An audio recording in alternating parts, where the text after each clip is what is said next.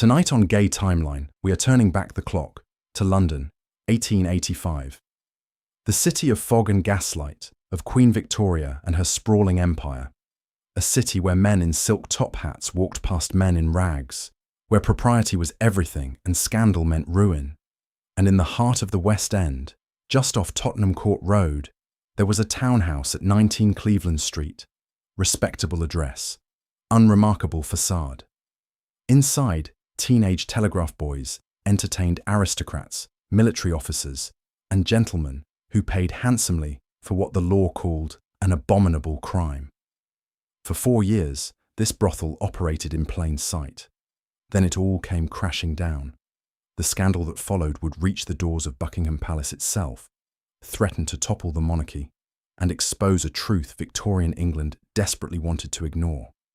Gay men existed at every level of society, and they always had. They had no word for what they were, but they had each other. And tonight, we say their names out loud, because they could not. I am Julian, and this is Gay Timeline, the channel that brings forgotten gay history back into the light, one quiet night at a time. So before you get comfortable, take a moment to like the video and subscribe, but only if you genuinely enjoy what I do here. And let me know in the comments where you are tuning in from and what time it is for you. It is always fascinating to see who is joining us from around the world. For most of history, these men were alone. They wrote letters no one would read. They loved in rooms no one would visit. Tonight, we keep them company. That is all sleep needs to be, a quiet act of refusing to let someone be forgotten. Have you ever wondered what it was like to love someone in a century that could hang you for it?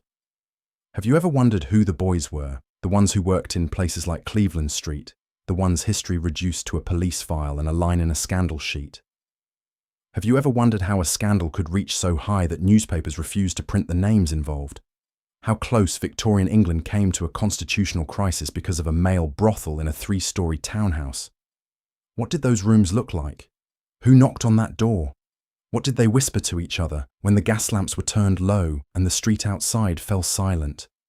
And what does it mean that we are still here telling this story when they tried so hard to bury it? Congratulations. You have just arrived in London, summer of 1889, the year it all fell apart. You are about to witness one of the greatest cover-ups in British history and also one of its most spectacular failures. The Victorian establishment is about to learn a lesson it never wanted. You can silence the newspapers, you can protect the aristocracy, you can let the powerful men flee to the continent, but you cannot erase the truth forever. Someone always remembers. Let us see who remembered. Good luck.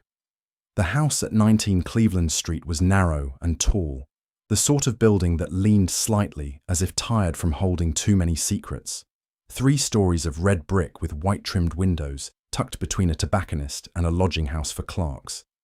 Cleveland Street itself ran north from Tottenham Court Road, respectable enough, busy enough, anonymous enough. The kind of street where a gentleman could arrive in a hansom cab and no one would think twice. The kind of street where a working-class boy could slip through a side door and vanish into the interior without raising an eyebrow. Inside, the front parlour was papered in dark green, the furniture worn but clean. There was a piano against one wall, a settee, 2 armchairs, gaslights with frosted glass shades that softened everything into warm amber. Upstairs, a warren of small bedrooms, plain iron bedsteads, washstands with porcelain pitchers, linen that was changed often enough to maintain the illusion of hygiene. The wallpaper up there was cheaper, the floorboards creaked, but the rooms were warm in winter and the windows faced a courtyard where no one could see in. For the boys who worked there, it was better than the post office dormitory, better than a shared bed in Whitechapel, better, certainly, than the streets. Charles Hammond ran the place. He was 41 in 1889, compact and sharp-eyed, a man who understood that discretion was worth more than gold. Hammond had been in the business for years. He knew how to read a client, how to keep the neighbours uninterested, how to pay the right people to look the other way. He employed around half a dozen boys at any given time, sometimes more. Most of them were telegram delivery boys from the Central District Post Office on St. Martin's-le-Grand. They were 15, 16, 17 years old. Working-class lads who earned 12 shillings a week carrying telegrams across London in all weather, sleeping in the post office dormitory with 60 other boys, wearing uniforms that marked them as the lowest rung of the civil service. Hammond paid them better. 4 shillings for an evening's work, sometimes a sovereign if the client was generous. That was more than a week's wages at the post office. For a boy supporting a widowed mother or saving to get out of the East End, it was impossible to ignore. The arrangement was straightforward. A gentleman would send word, sometimes through an intermediary, sometimes directly. He would arrive in the evening, usually after dark.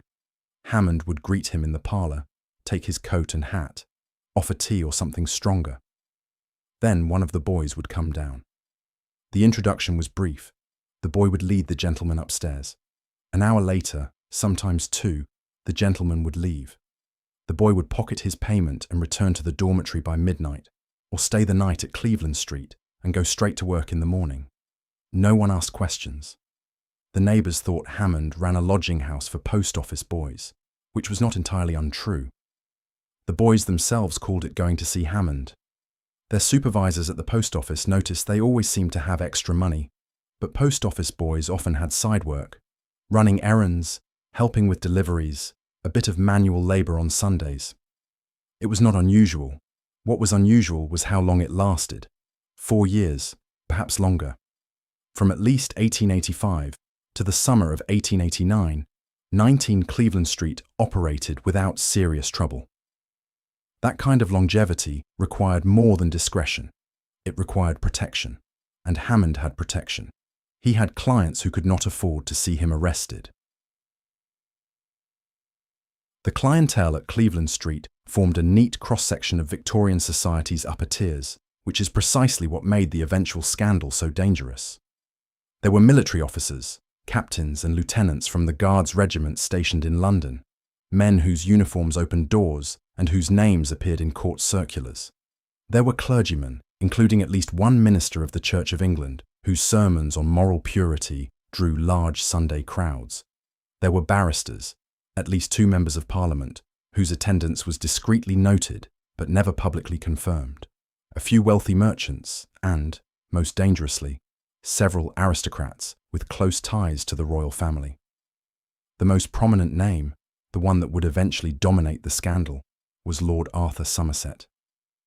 Younger son of the Duke of Beaufort, superintendent of the stables for the Prince of Wales, a man who moved easily between Marlborough House and Buckingham Palace. Somerset was 38 in 1889, unmarried, charming, well-liked. He had served in the military, held a position of trust in the royal household, and possessed the kind of pedigree that made scandal unthinkable. He was also a regular at Cleveland Street. The boys knew him as Mr. Brown, though the pretense was thin. When a man arrives in a carriage bearing a ducal crest, his incognito lasts about as long as it takes to remove his gloves.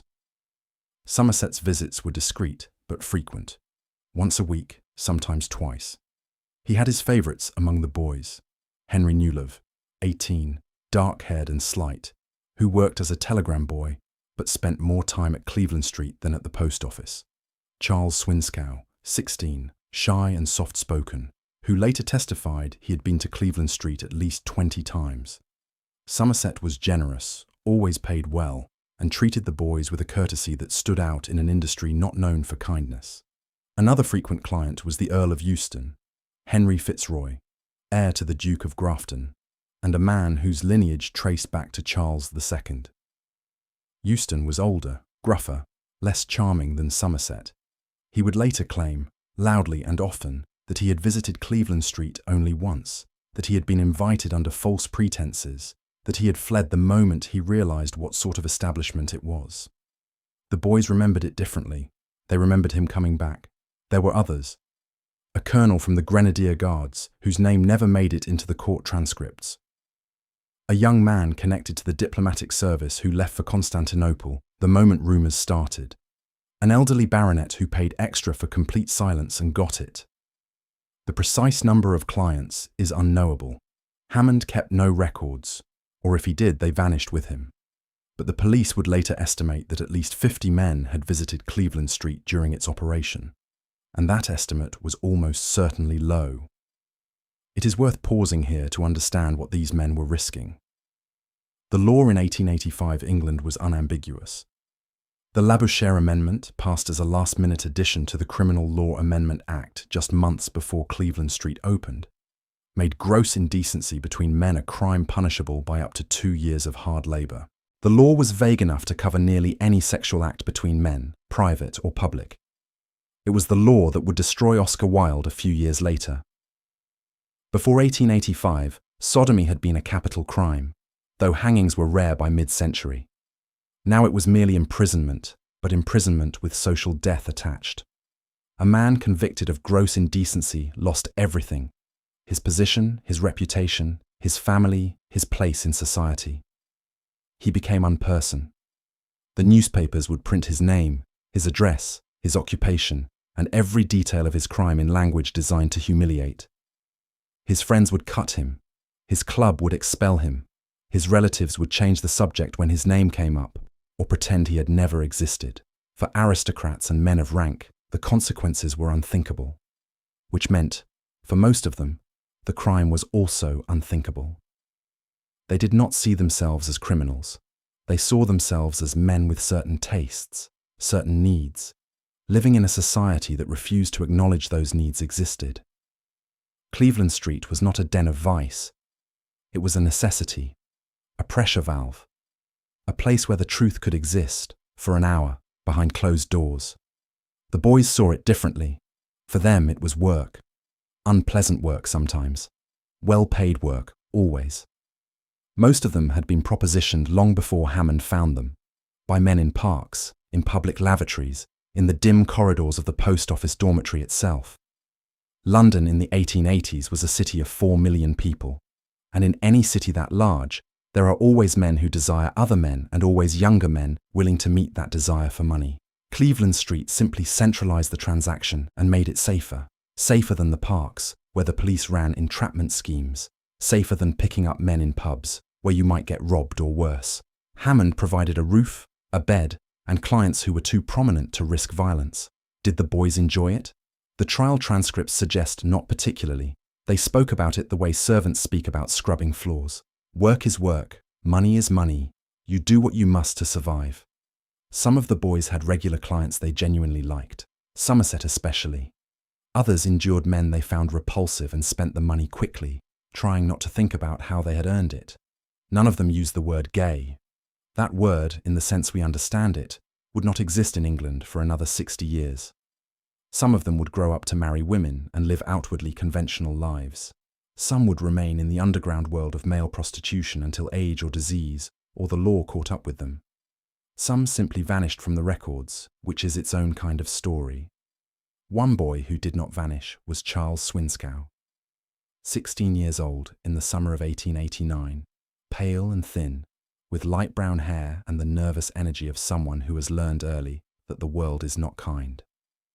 Swinscow had been working at the Central Post Office for less than a year when an older boy, George Alma Wright, suggested he might make extra money if he was interested. Swinscow was interested. His mother was a laundress in Clerkenwell, his father dead, his wages barely enough to contribute to the household and keep himself fed.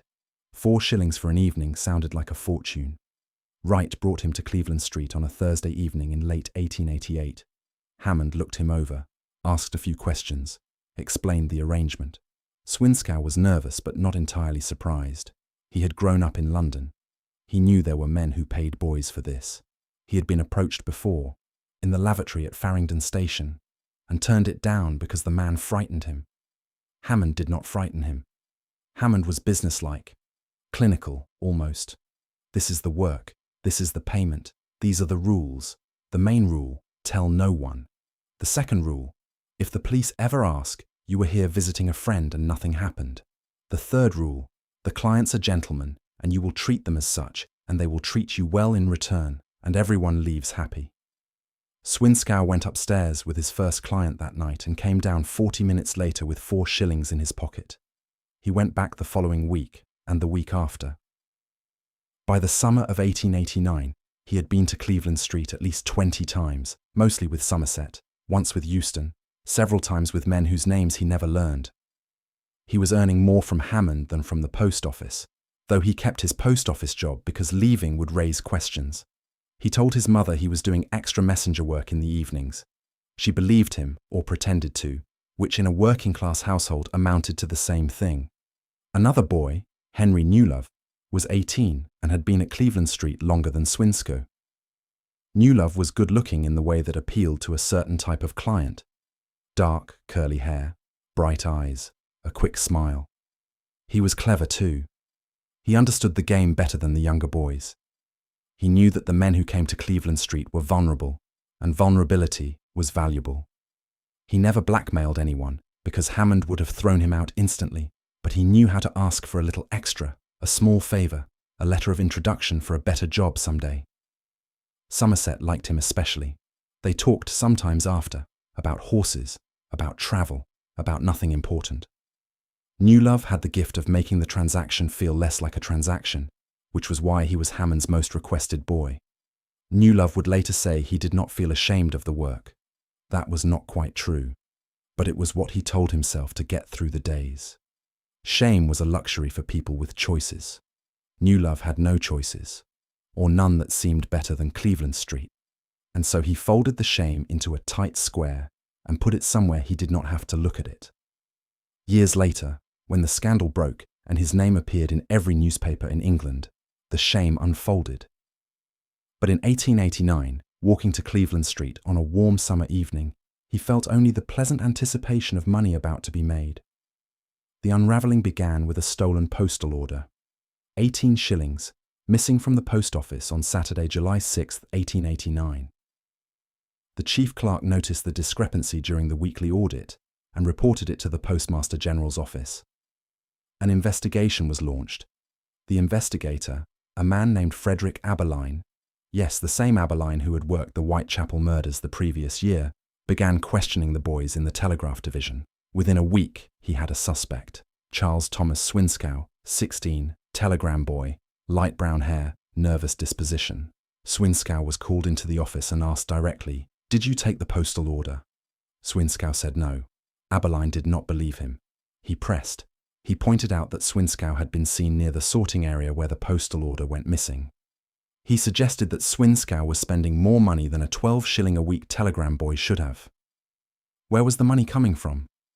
Swinscoe, terrified, said he had another job in the evenings. "What job?" Aberline asked. Swinscoe hesitated. Then he lied badly. He said he worked as a cleaner. Where? A house in Cleveland Street. Aberline wrote it down. He told Swinscoe to go back to work and not to leave London. The next day, Aberline went to 19 Cleveland Street. He knocked on the door. A young man answered, not Hammond, one of the boys. Aberline asked if this was a lodging house. The boy said yes. Aberline asked if Charles Swinscoe worked there as a cleaner. The boy looked confused. Aberline asked to speak to the landlord. The boy said the landlord was not in, perhaps try again tomorrow. Aberline tried again the next day. This time Hammond answered. Aberline introduced himself, explained he was investigating a theft at the post office, asked about Charles Swinscoe. Hammond said Swinscoe had visited a few times, a friend of one of the lodgers. What sort of lodging house was this? Aberline asked. Hammond said it was for working men, mostly post office boys, cheap rent, respectable. Aberline looked around the parlour. He noticed it was too well furnished for cheap lodgings. He noticed the piano. He noticed a silver cigarette case on the mantelpiece, expensive, not the sort of thing working men owned. He asked if he could look upstairs. Hammond said not without a warrant. Aberline said he would get one. Hammond said that was his right. The interview ended. Aberline left. He did not have enough for a warrant yet, but he had enough to keep digging. He went back to the post office and questioned another boy, George Alma Wright, 18, who was known to be friendly with Swinscoe. Wright was smarter than Swinscoe, or at least better at lying. He said he barely knew Swinscoe. He said he had never been to Cleveland Street. He said he had no idea where Swinscoe was getting extra money. Aberline did not believe him either, but Wright stuck to his story. and without evidence, Abilene had to let him go. Then Abilene got lucky. One of the other investigators, a man named Hanks, was interviewing a different boy about an unrelated matter, missing stamps. And the boy, frightened, mentioned that some of the telegram boys went to a house where gentlemen paid them for certain services. Hanks asked what services. The boy would not say directly, but he said everyone knew about it, and the house was on Cleveland Street. Hanks reported this to Abilene. Abilene went back to Wright and confronted him with the new information. He told Wright that he knew what Cleveland Street was, and if Wright did not cooperate, he would be arrested as an accessory. Wright broke. He admitted he had been to Cleveland Street. He admitted he had introduced other boys. He admitted Hammond paid them. He refused to say what for exactly, but he did not have to. Abilene understood. On July 9th, 3 days after the missing postal order, Abilene arrested Charles Swinskow. Not for theft, there was still no evidence he had taken the postal order, but for gross indecency. Swinskow was taken to Marlborough Street Police Court and questioned for hours. He was 16 years old, alone, terrified, and facing 2 years of hard labour. He was told that if he cooperated, the charges might be reduced. If he named names, he might avoid prison entirely. Swinskow named names. He told them about Hammond. He told them about the other boys, Newlove, Wright, half a dozen others. And then, quietly, he told them about the clients. He named Lord Arthur Somerset. He named the Earl of Euston. He named a colonel whose name the police wrote down, and then immediately realised they had a problem. Because this was no longer a case about a stolen postal order, or even about a brothel. This was a case that reached into the heart of the British establishment, into the royal household itself. And in Victorian England, that changed everything. The police did not want this case. That much became immediately clear. When Abilene reported what Swinskow had told him, his superior, Superintendent James Monroe, went pale. Monroe took the report directly to the Home Secretary, Henry Matthews. Matthews read it, set it down, and stared at it for a long time. Then he asked if there was any way to make it go away. There was not. Too many people knew already. Swinskow had talked. Other boys were being questioned, and the newspapers, always hungry for scandal, had caught the scent. The North London Press ran a brief item on July 11th. Arrest at the General Post Office. A telegram boy has been arrested in connection with an investigation into improper conduct. Vague, but enough. Other papers picked it up. The authorities made a decision. They would prosecute Hammond and the boys, quietly, and hope the clients' names stayed out of it. On July 12th, a warrant was issued for Hammond's arrest. Police went to Cleveland Street. Hammond was gone. He had fled the previous night, probably tipped off by someone, exactly who would become one of the enduring mysteries of the case. He took almost nothing with him, left the door unlocked, and vanished. He would eventually surface in France, then Belgium, beyond the reach of British law. The Earl of Euston, hearing that his name had been mentioned, went immediately to his solicitor. The solicitor went to the police and made it clear that Lord Euston categorically denied ever engaging in gross indecency at Cleveland Street or anywhere else.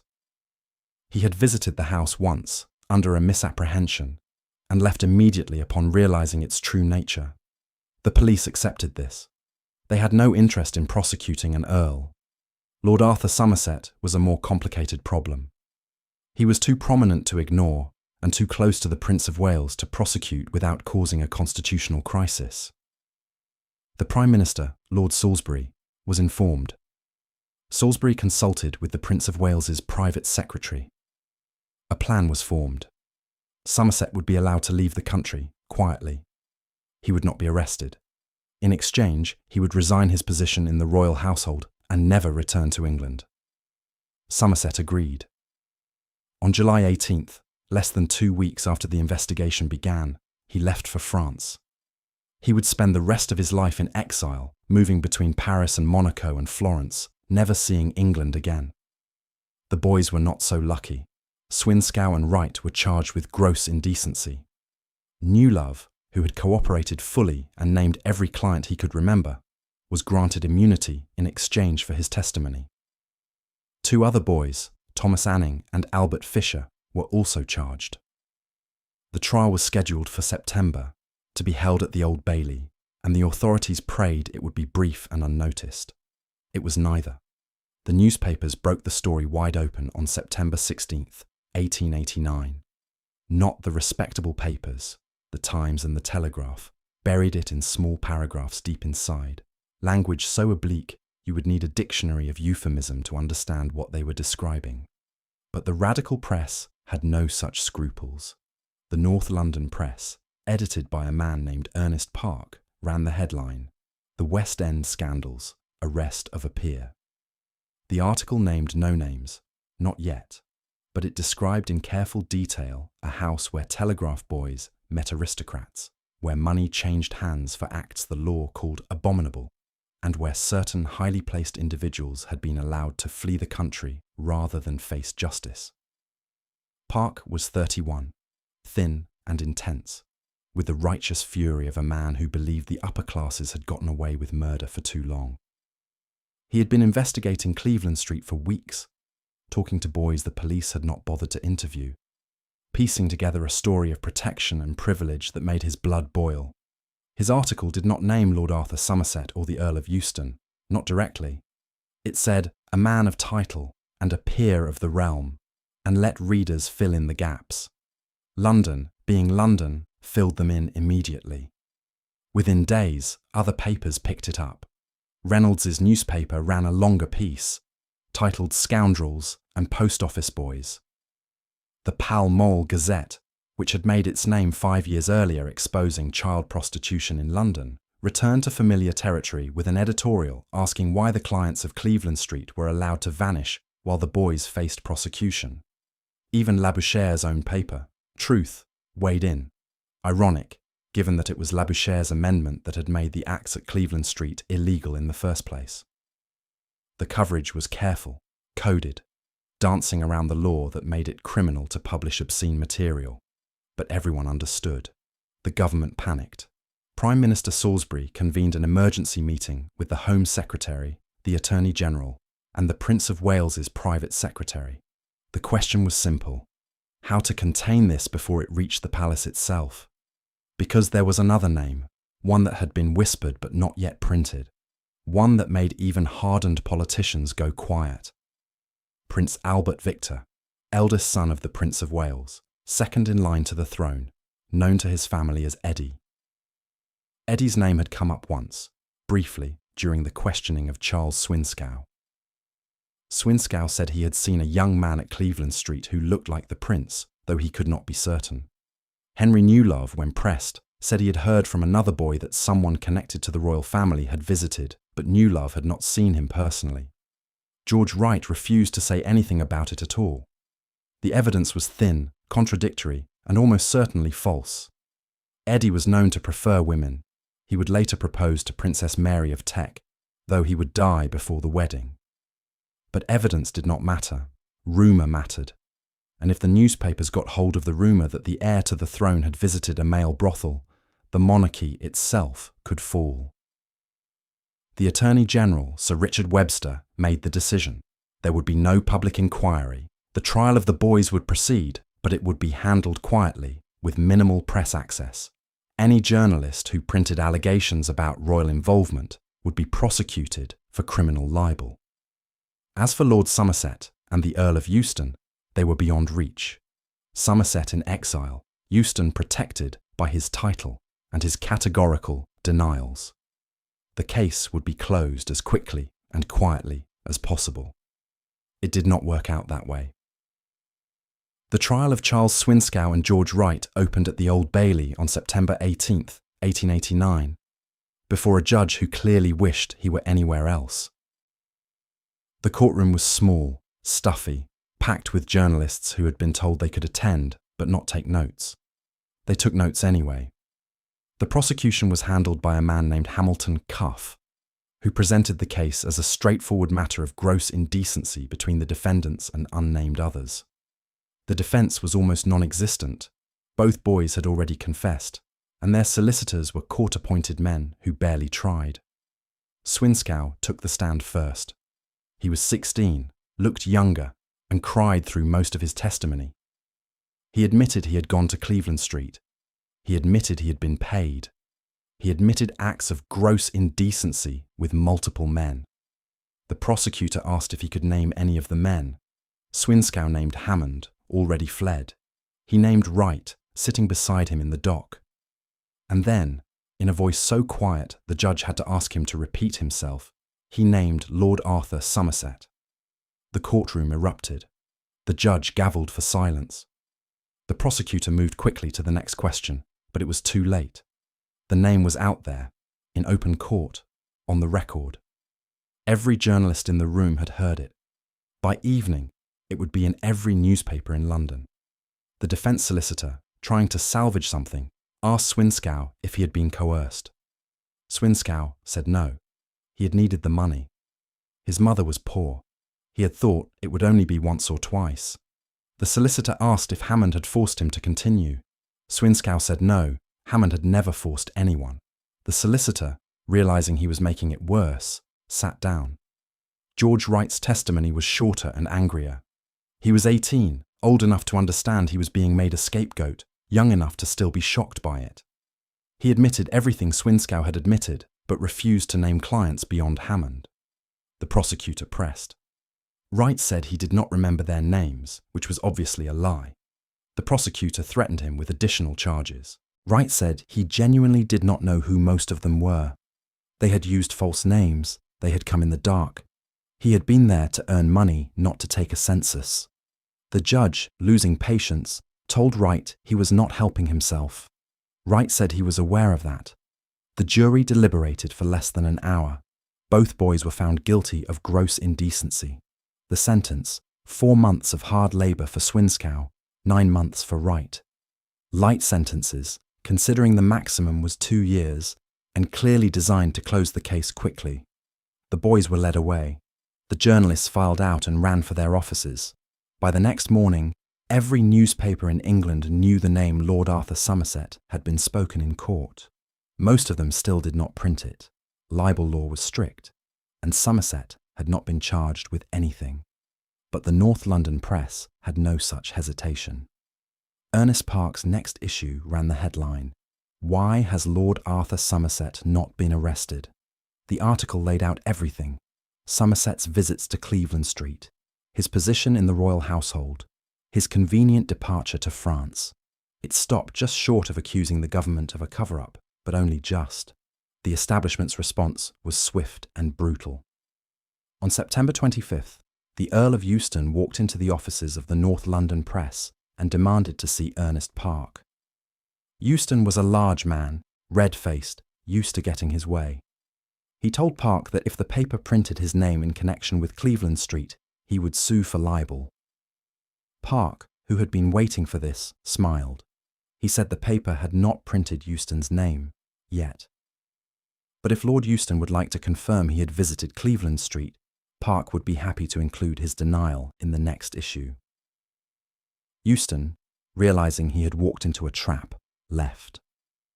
2 days later, his solicitors filed a criminal libel suit against the North London Press, not for anything they had printed, but for something they were about to print. It was a preemptive strike, and it backfired spectacularly, because now the case was back in court. And this time, it was not about 2 working-class boys. It was about an earl, a newspaper editor, and the question of whether the British establishment had conspired to protect its own. The libel trial, Regina vs. Park, opened in January 1890 at the Old Bailey. By then, the scandal had become a national obsession. The original trial of Swinskow and Wright had been a page 3 story. This was front-page news, running for weeks, covered by every major paper and half the foreign press. The public gallery was packed every day with people who had queued since dawn for a seat. The mood was electric, voyeuristic, and deeply class-conscious. Here was a chance to watch the aristocracy squirm. The Earl of Euston was the plaintiff, represented by the best barristers money could hire. His case was simple. He had visited Cleveland Street once, in the spring of 1887. after being approached by a man in Piccadilly who had promised to show him poses plastiques, tableau of women in classical poses, a common entertainment of the era. He had gone to Cleveland Street expecting something artistic and vaguely titillating. Instead, he had found himself in a male brothel. He had immediately left, outraged, and never returned. Any suggestion otherwise was libel. Ernest Park's defense was handled by a lawyer named Grain, who had taken the case for almost nothing because he despised the aristocracy and relished the chance to humiliate an earl in open court. Grain's strategy was simple: prove that Euston had not merely visited Cleveland Street once, but had been a regular client, and that therefore Park's article was true and no libel had occurred. To do this, Grain called witnesses. He called Henry Newlove, who testified that he had seen Euston at Cleveland Street multiple times, that Euston had paid him personally, that Euston had asked for specific boys by name. He called another boy, John Saul, who was older and had worked as a male prostitute in London for over a decade. Saul was 23, hard-faced and completely unashamed. He described the Cleveland Street operation in meticulous detail: the prices, the protocols, the clients. He said Euston had been there often, that everyone knew him, that he was one of Hammond's best customers. The cross-examination of Saul was brutal.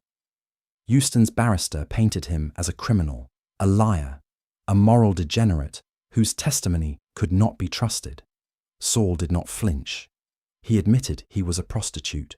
He admitted he had been arrested before. He said none of that made him a liar.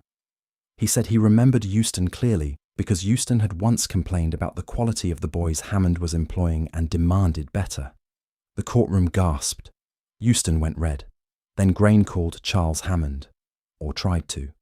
Hammond was still in France, and the French authorities had no interest in extraditing him for a British libel trial. But Grain read aloud from a letter Hammond had sent to a friend in London, a letter that had been intercepted by the police. In the letter, Hammond listed his regular clients by initial. Lord E, he wrote, visits twice monthly, sometimes more. The prosecution objected. The judge allowed it. Euston's barrister called it hearsay. Grain pointed out that Hammond had no reason to lie in a private letter never meant to be public. The trial lasted 3 weeks. The newspapers printed every salacious detail they could get past the censors, which was most of them. The public devoured it. Music hall comedians made jokes about earls and telegram boys. Political cartoonists had a field day. The government, humiliated, tried to distance itself from Euston, who was now a liability rather than a victim. In the end, the jury found Ernest Park guilty of libel. The evidence against Euston was substantial, but it was also the testimony of working-class boys and prostitutes against the word of an earl. And in Victorian England, that math only went one way. Park was sentenced to 12 months in prison. He served every day of it, and emerged a hero to the radical press, a man who had dared to name the powerful and paid the price. But the verdict did not matter, not really, because the trial had exposed everything the government had tried to hide. It had put Cleveland Street on the record. It had forced the establishment to admit, however obliquely, that men like Somerset and Euston had visited a male brothel. And it had made the British public confront a truth they had spent centuries ignoring. Gay men were not a distant abstraction or a foreign perversion. They were English. They were everywhere. They were lords and clergymen and military officers. They were your neighbour, your cousin, the man who delivered your telegrams. The scandal did not end with the trial. It lingered for years, a wound that would not close. Lord Arthur Somerset never returned to England. He lived first in Paris, then in the south of France, then in Florence. He was 49 when he died in 1926, alone in a hotel room in Hyères, a seaside town where elderly exiles went to fade quietly from memory. He kept in touch with a few old friends, but most of his correspondence was with his solicitor, managing what remained of his finances. He had loved England. He had loved the royal household, the horses, the life he had built. Exile destroyed him slowly, year by year, until there was nothing left but a man sitting in a rented room, reading old letters. He never married. He never spoke publicly about Cleveland Street, but he did write letters, hundreds of them, to a man named Reginald Brett, later Viscount Esher, who had been a close friend before the scandal. The letters are careful, coded, filled with longing. "I think of home," Somerset wrote in 1893, "and wonder if anyone there thinks of me." Brett wrote back, but his letters grew shorter over the years, and eventually they stopped altogether. Somerset kept writing anyway. The last letter, dated 1925, was returned unopened. Brett had died 2 years earlier. No one had thought to tell Somerset. The historian H. Montgomery Hyde, who spent years researching the Cleveland Street scandal in the 1960s and 70s, found Somerset's letters in an archive in Florence. Hyde described them as some of the most heartbreaking documents he had ever read. The correspondence of a man who had been erased from his own country, who had loved in the only way he knew how, and who spent 37 years paying for it. Hyde quoted one letter in his book, The Cleveland Street Scandal. "I did not choose this. I would not have chosen this. But I will not say I am sorry for loving, even if the cost was everything." The Earl of Euston fared better, in material terms at least. He inherited his father's title, became the Duke of Grafton, lived in a large house in Suffolk, and died in 1912 at the age of 67. He never spoke of Cleveland Street again. When journalists approached him in later years, he refused to comment. His obituary in the Times made no mention of the scandal. 50 years of respectability had buried it, or so his family hoped. But the whispers never stopped. Historians working on the case found references to Euston in private letters, in diaries, in the memoirs of people who had known him. A close friend wrote, years after Euston's death, that the trial had broken something in him. Another acquaintance recalled Euston at a dinner party in the 1890s, drunk, ranting about the unfairness of it all, how he had been targeted while others were protected. The hostess had quietly asked him to leave. He left England shortly after and spent 6 months in India, as far from London as he could get. Charles Hammond lived longer than anyone expected. He moved from France to Belgium, then to Germany, then back to France. He opened another establishment in Montmartre, catering to British tourists and expatriates, and ran it successfully until the turn of the century. He died in 1906 in Paris, aged 58, of heart failure. His obituary in the French papers did not mention Cleveland Street. It called him a lodging house keeper, which was technically true. He left a small estate, most of it to a young man who had lived with him for the last decade of his life. The man's name was Antoine. No one recorded his last name, or if they did, it has not survived. The boys scattered. Charles Swinskow served his 4 months and was released in January 1890. He tried to return to the post office, but the scandal had made him unemployable. He found work as a general labourer, married a woman named Elizabeth in 1894, and had 3 children. He died in 1923, age 50, of tuberculosis. His children did not know about Cleveland Street until decades after his death, when a journalist tracked down the family for a story on the scandal. One of his granddaughters later said, "He never spoke of it. We knew he had been in some trouble as a young man, but we assumed it was theft or something minor. When we found out, it was complicated." George Wright served his 9 months and left England the moment he was released. He went to Australia, where no one knew his name and no one asked questions. He worked on a sheep station in New South Wales, saved his money, and eventually opened a small store in Sydney. He married, had 2 sons, and lived to see them grown. He died in 1937, aged 66, and his obituary in the Sydney Morning Herald called him a model citizen and a pillar of the community. It did not mention London, or Cleveland Street, or the 9 months he had spent in Pentonville prison. Henry Newlove, who had testified for the prosecution and been granted immunity, found that immunity was not the same as forgiveness. He could not find work in London. No one would hire a boy who had admitted in open court to being a prostitute. He moved north to Manchester changed his name to Henry Norton, and worked in a textile mill for 30 years. He never married. He lived alone in a boarding house and died in 1933, aged 62, of pneumonia. A fellow lodger found his body 3 days later. There were no personal effects except a small wooden box containing letters, 2 photographs, and a newspaper clipping from 1889. The clipping was his own testimony, carefully folded, the edges worn from being handled. The lodger threw it away. He did not think it was important. The question that haunted the scandal then, and haunts it now, is the question of protection. Why was Lord Arthur Somerset allowed to flee? Why was the Earl of Euston, despite overwhelming evidence, never charged? Why were the boys prosecuted while the clients walked free? The answer is money and power, which is not a satisfying answer, but is the only accurate one. Victorian England was a society built on class hierarchy, and the law reflected that. A working-class boy who sold his body was a criminal. An aristocrat who bought it was, well, unfortunate, misguided, deserving of discretion. The courts did not say this explicitly, but they did not have to. The outcomes spoke for themselves. The scandal also revealed the mechanics of a cover-up. H. Montgomery Hyde, in his exhaustive research, documented how the case was managed from the top down. The Prime Minister, Lord Salisbury, was briefed daily.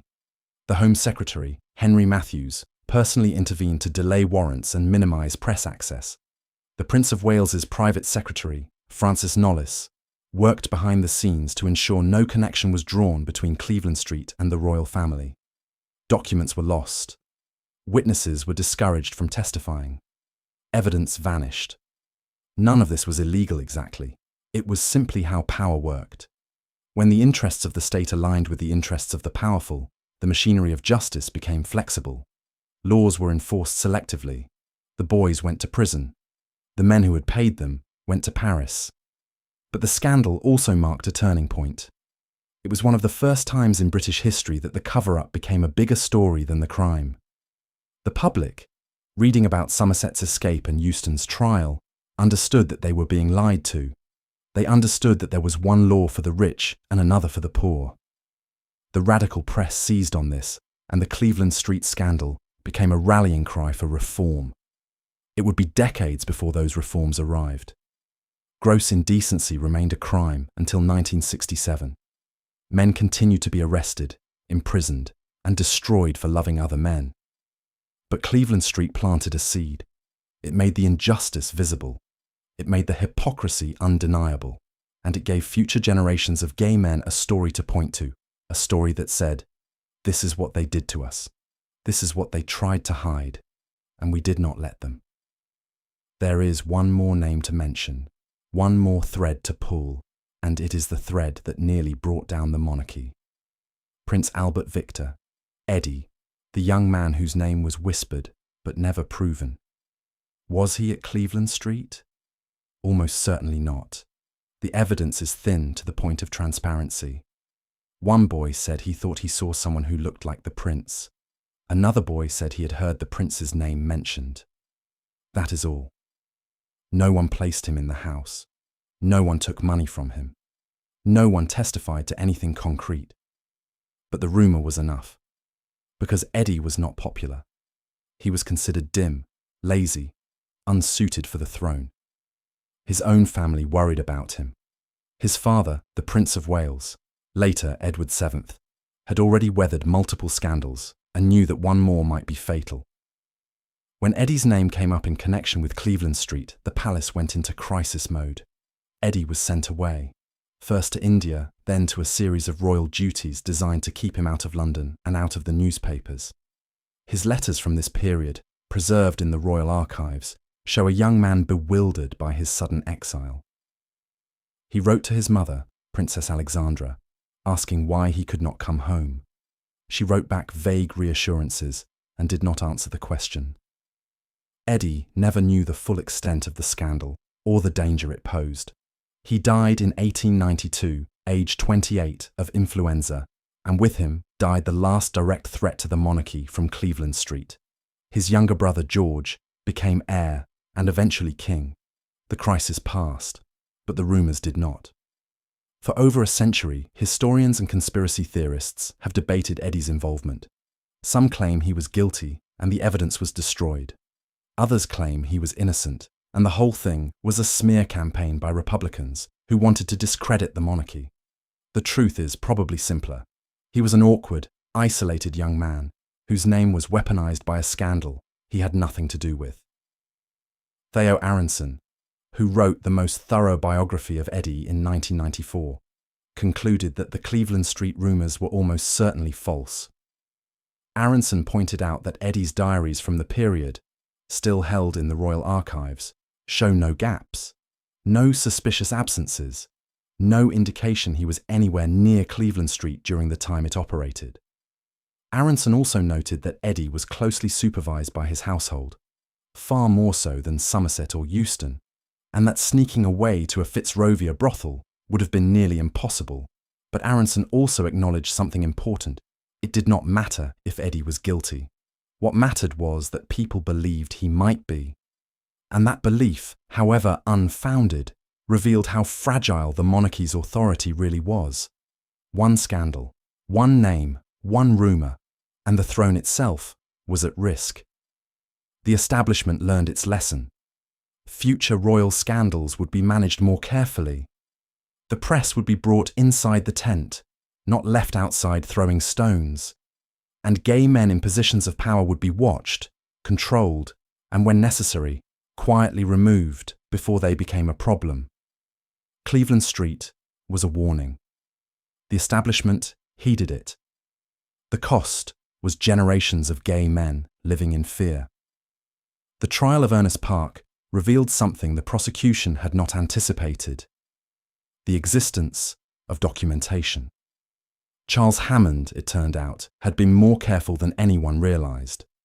Before he fled to France, he had given a locked metal box to a friend, a man named Henry Hansard, who owned a tobacconist shop on Gray's Inn Road. Hansard had no idea what was in the box. Hammond had told him to keep it safe and say nothing unless Hammond sent word. Hammond never sent word. He vanished into Europe and left Hansard holding evidence that could destroy half the peerage. The box sat on a shelf in Hansard's stockroom for 6 months.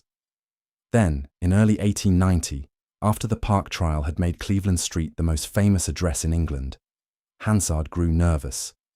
He opened the box. Inside, he found a ledger, 3 years of entries in Hammond's neat handwriting. Dates, names, amounts paid, services rendered, described in language that was clinical and damning. Also in the box, letters, dozens of them. Notes from clients making appointments, thanking Hammond for discretion, asking for particular boys by name. One letter, from a man who signed himself only as A.S., apologised for missing an appointment and promised to visit the following week. The handwriting matched samples of Lord Arthur Somerset's correspondence that newspapers had reproduced during the scandal. Hansard panicked. He was a small shopkeeper, not a player in political intrigue. He did not want the box. He did not want to know what was in it. But he also understood dimly that what he held was dangerous in both directions. Dangerous to possess, dangerous to destroy. So he did the only thing that made sense to a man of his class and generation. He took the box to a solicitor and asked what to do. The solicitor, a man named Horace Avery, who would later become a famous judge, examined the contents and immediately recognized their significance. He also recognized the danger. If this ledger became public, it would reignite the scandal and implicate men who had so far avoided scrutiny. It might also implicate Hansard as an accessory after the fact for holding evidence. Avery advised Hansard to turn the box over to the police and tell them exactly how he had come by it. Hansard did. The box reached Scotland Yard on February 3rd, 1890. The officer who received it, Inspector Aberline, still working the case that would not die, read the ledger in silence, his face growing paler with each page. Then he locked it in a safe and went directly to his superior. By evening, The box was in the hands of the Home Secretary, Henry Matthews. By the following morning, Matthews had briefed the Prime Minister, and then the box disappeared. It was never entered into evidence. It was never mentioned in court. It was never catalogued in the official files of the case, which are now held at the National Archives in Kew. Historians have searched for it for over a century. H. Montgomery Hyde tried to find it in the 1960s and concluded it had been destroyed, probably within days of reaching Matthews. Colin Simpson and Lewis Chester, who wrote a detailed account of the scandal in the 1970s, interviewed descendants of everyone involved and found only rumours. The box had existed. Everyone agreed on that. But where it went and what ultimately happened to it remained one of the great mysteries of the affair. What is known is that several men whose names appeared in Hammond's ledger left England in the spring of 1890, quietly and permanently. A colonel in the Guards resigned his commission and moved to Kenya. A prominent barrister retired from practice at age 47 and relocated to the Channel Islands. A clergyman accepted a missionary position in India and never returned. None of them were charged with anything. None of them were publicly connected to Cleveland Street. But their departures, clustered within weeks of each other, suggested someone had shown them the ledger and given them a choice: leave now, or face what Park and Euston had faced. The broader question is why the box was suppressed rather than used. The answer, again, is power. A criminal trial is a public event. Evidence becomes public record. Witnesses testify under oath, and newspapers print their testimony. If Hammond's ledger had been introduced in court, every name in it would have been read aloud. The scandal would have consumed the government, the aristocracy, and possibly the monarchy. Men who had been protected by silence would have been exposed by their own handwriting. The decision to bury the evidence was not made lightly. There were arguments. The Attorney General, Sir Richard Webster, believed the ledger should be used to bring charges against at least some of the men named in it. He argued that allowing the powerful to escape while prosecuting the powerless made a mockery of justice. The Prime Minister disagreed. Salisbury was a pragmatist. He understood that a government already weakened by Irish Home Rule and labour unrest could not survive a scandal that implicated half the House of Lords. The ledger was too dangerous to use. So it was destroyed, or hidden so deeply that it amounted to the same thing. The historian Geoffrey Weeks, in his groundbreaking work on sexuality in Victorian Britain, pointed out that this kind of suppression was not unusual. The powerful have always protected their own. What made Cleveland Street different was that the suppression failed. The ledger vanished, but the story did not. Too many people knew. Too many boys had talked. The newspapers had printed enough that the public understood what had happened, even if they did not know all the names. The cover-up became visible, and a visible cover-up is a failure. One name that did not appear in Hammond's ledger, but should have, was that of Lord Ronald Gower. Gower was 51 in 1889, the younger son of the Duke of Sutherland, a sculptor of minor talent and major connections, and one of the most openly gay men in London high society. He did not hide his orientation, exactly. That would have been impossible in his circle. But he also did not flaunt it in ways that would bring prosecution. He lived carefully. He entertained lavishly. He collected art and young men with equal enthusiasm and made sure the two pursuits never intersected in legally dangerous ways. Gower almost certainly knew about Cleveland Street. He knew everyone in London's underground gay world, from aristocrats to theatre boys, to the men who ran the molly houses in the East End. He kept detailed diaries, now held at the British Library, and they are an extraordinary record of queer life in Victorian London. He wrote in code mostly, using initials and euphemisms, but the meaning is clear to anyone who knows how to read it. An entry from August 1889, just as the Cleveland Street scandal was breaking, reads, "Heard troubling news about H's establishment. Several friends advising caution. The times are dangerous for our kind."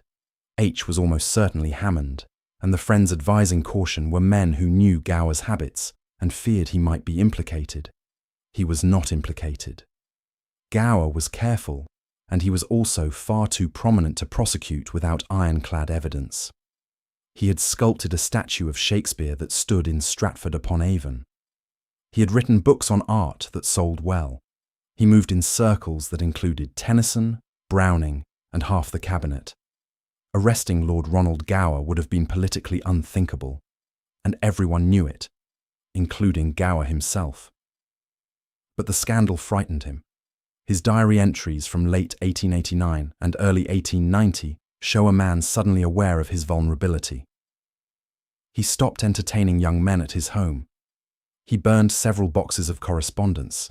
He travelled to Italy for 6 months, ostensibly to study Renaissance sculpture, actually to wait until the worst of the scandal had passed.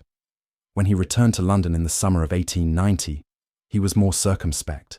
He still had his lovers, but he met them in Paris, in Venice, in places where English law did not reach. Gower's diaries are important because they show the ripple effects of Cleveland Street. The scandal did not just destroy the lives of the men who were caught. It terrified the men who were not. Every gay man in London, with something to lose, spent the autumn of 1889 wondering if his name would be next, if the police would knock on his door, if his letters would be read aloud in court. The scandal created a climate of fear that lasted for years.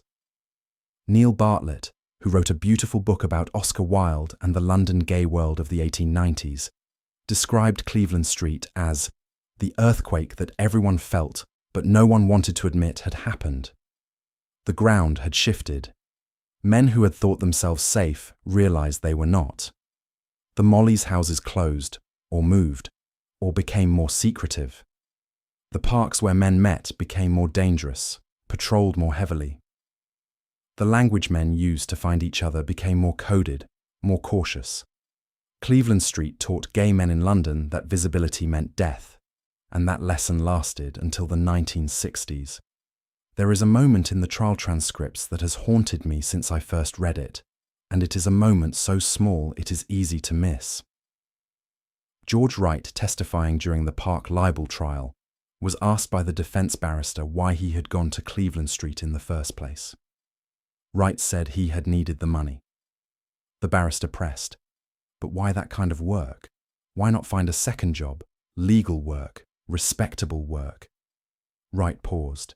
Then he said, and this is a direct quote from the transcript, "Because I liked it." The courtroom went silent. The barrister, flustered, moved on quickly. But those 4 words, "because I liked it," cut through everything. Wright was not claiming coercion. He was not claiming poverty had forced him into prostitution against his will. He was saying, plainly and without shame, that he had enjoyed the work. Or at least, he had enjoyed the parts of it that involved intimacy with other men. He was 18. He was working class. He was on trial for gross indecency. And he was telling a room full of Victorian gentlemen that he was gay, even though he did not have that word yet, even though saying it out loud could add years to his sentence. The prosecutor did not follow up. He did not want to hear more. The judge instructed the jury to disregard the comment. But it is there, in the record, a moment of defiant honesty in a trial built on lies and evasions. Wright was saying, "I am not a victim. I am not confused. I know what I am, and I am not sorry." He paid for that honesty. His sentence was longer than Swinskow's, even though the evidence against them was identical. The judge, in his sentencing remarks, said that Wright had shown a disturbing lack of remorse and needed to be taught the seriousness of his crime. What the judge meant was, you were supposed to pretend to be ashamed. You were supposed to cry and beg forgiveness and promise to reform. You did not. So we will punish you harder. Wright served his 9 months in Pentonville. Pentonville in 1890 was a model prison, which meant it was designed to break men psychologically rather than just physically. Prisoners spent 23 hours a day in solitary confinement. They were forbidden to speak. They wore masks when they left their cells so they could not recognize each other. The work was pointless, picking oakum, walking the treadmill, designed to exhaust the body and numb the mind. Men went mad in Pentonville. Some hanged themselves with their bedsheets. Others emerged after their sentence as shells, emptied of everything that made them human. Wright survived. When he was released in June 1890, he walked out of Pentonville, collected the few belongings he had left in storage, and bought a ticket to Liverpool. From Liverpool, he took a ship to Sydney. He never wrote to his family. He never contacted anyone from his old life. He erased himself from England as thoroughly as England had tried to erase him. But he did not erase himself from history. In 1924, a journalist in Sydney was researching British expatriates and came across a man named George Wright, who had arrived in 1890 with no references, no connections, and no past. The journalist, curious, dug deeper. He found the trial transcripts, the newspaper reports, the whole Cleveland Street scandal. He wrote to Wright and asked for an interview. Wright refused. But he did send a letter, brief and unsigned, that the journalist later donated to the Mitchell Library. The letter said, "I was never ashamed of what I was. I was ashamed of what they tried to make me. There is a difference. I hope someday the world understands the difference." It took 77 years. In 1967, the Sexual Offences Act decriminalised homosexual acts between consenting adults in private in England and Wales. George Wright had been dead for 30 years by then, but the law that had sent him to Pentonville, that had destroyed his life and thousands of lives like his, was finally gone. The world had begun to understand the difference. The boys were not the only victims. There were women too, though their stories are harder to find. The wives of the men who visited Cleveland Street, the mothers of the boys who worked there, the sisters and daughters and servants who knew something was wrong but had no language to describe it, no power to stop it. Lord Arthur Somerset's sister, Lady Geraldine Somerset, kept a diary that is now in the British Library. The entries from 1889 and 1890 are heartbreaking. She loved her brother. She did not understand what he was accused of. Not fully. Victorian women of her class were kept carefully ignorant of sexual matters, especially matters like this. But she understood. He had been disgraced. She understood. He had fled the country. And she understood that she would never see him again. Her entry from July 20th, 1889, 2 days after Somerset left for France. Arthur has gone. Mother will not speak his name. Father locked himself in the library for 2 days.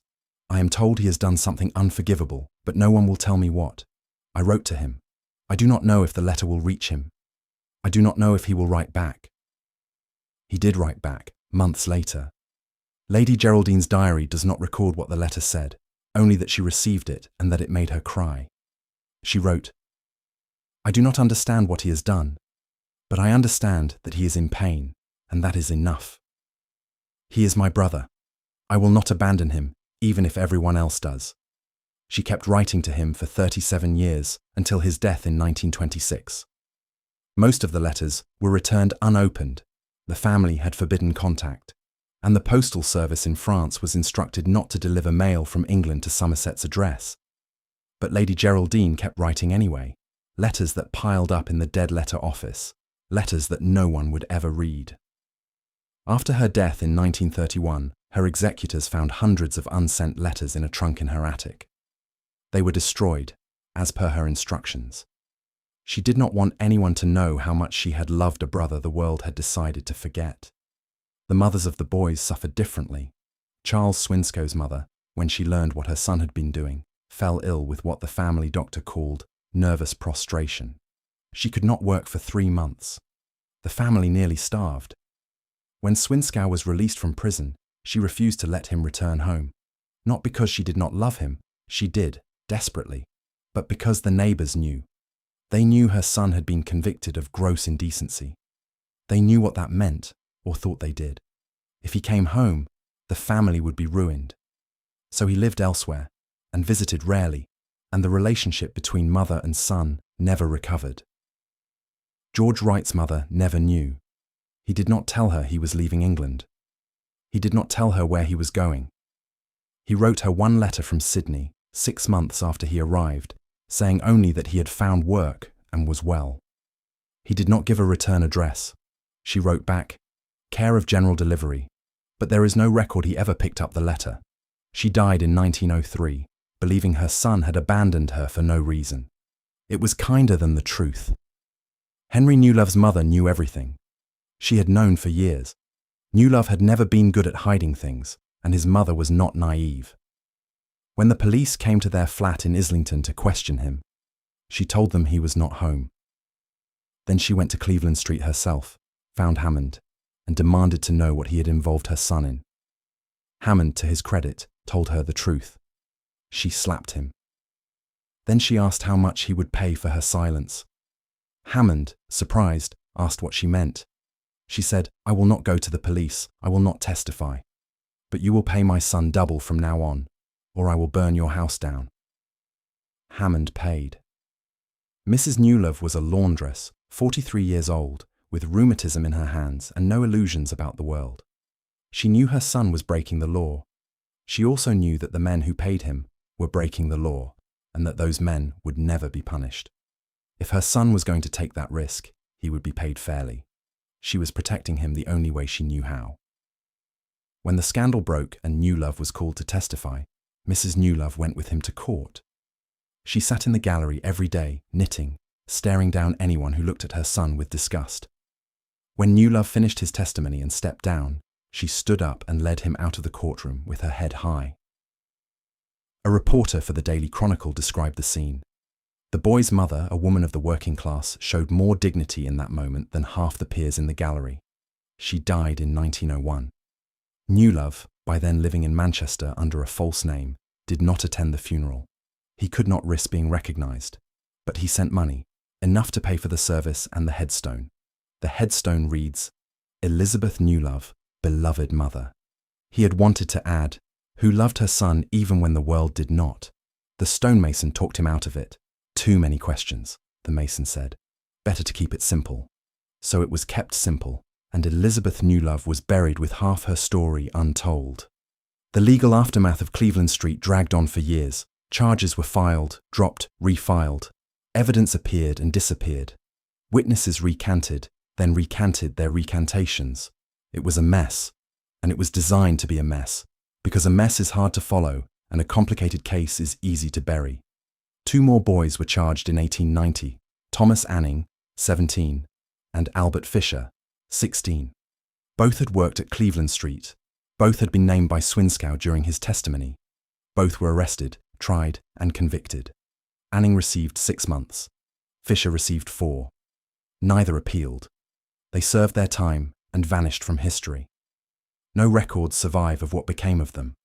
A man named Veck, who had worked as a doorman at Cleveland Street, was arrested and charged with living off immoral earnings. He was 53, a former soldier, and he had been hired by Hammond to answer the door and keep watch for police. He claimed he had no idea what was happening upstairs. The prosecution presented evidence that Veck had accepted bribes from clients to let them in through a side entrance, had warned Hammond when police were spotted in the neighborhood, and had once physically removed a client who had become too drunk and loud. Veck was convicted and sentenced to 18 months. He died in prison of pneumonia in 1891. His death was recorded in the prison ledger with no additional details. He was buried in an unmarked grave at Brookwood Cemetery. Hammond himself was tried in absentia, convicted, and sentenced to 2 years of hard labour. The sentence was meaningless since he was in France, but it allowed the British government to request extradition. France refused. The French authorities had no interest in extraditing a man for a crime that was not illegal in France, and homosexual acts between consenting adults had been decriminalised in France since the Revolution.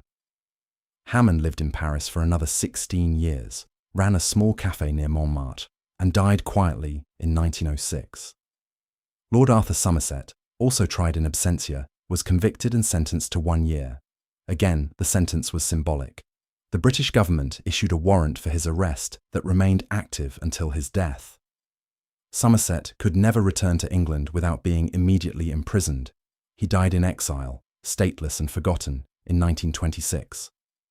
The Earl of Euston, despite the libel trial and the testimony against him, was never charged with any crime.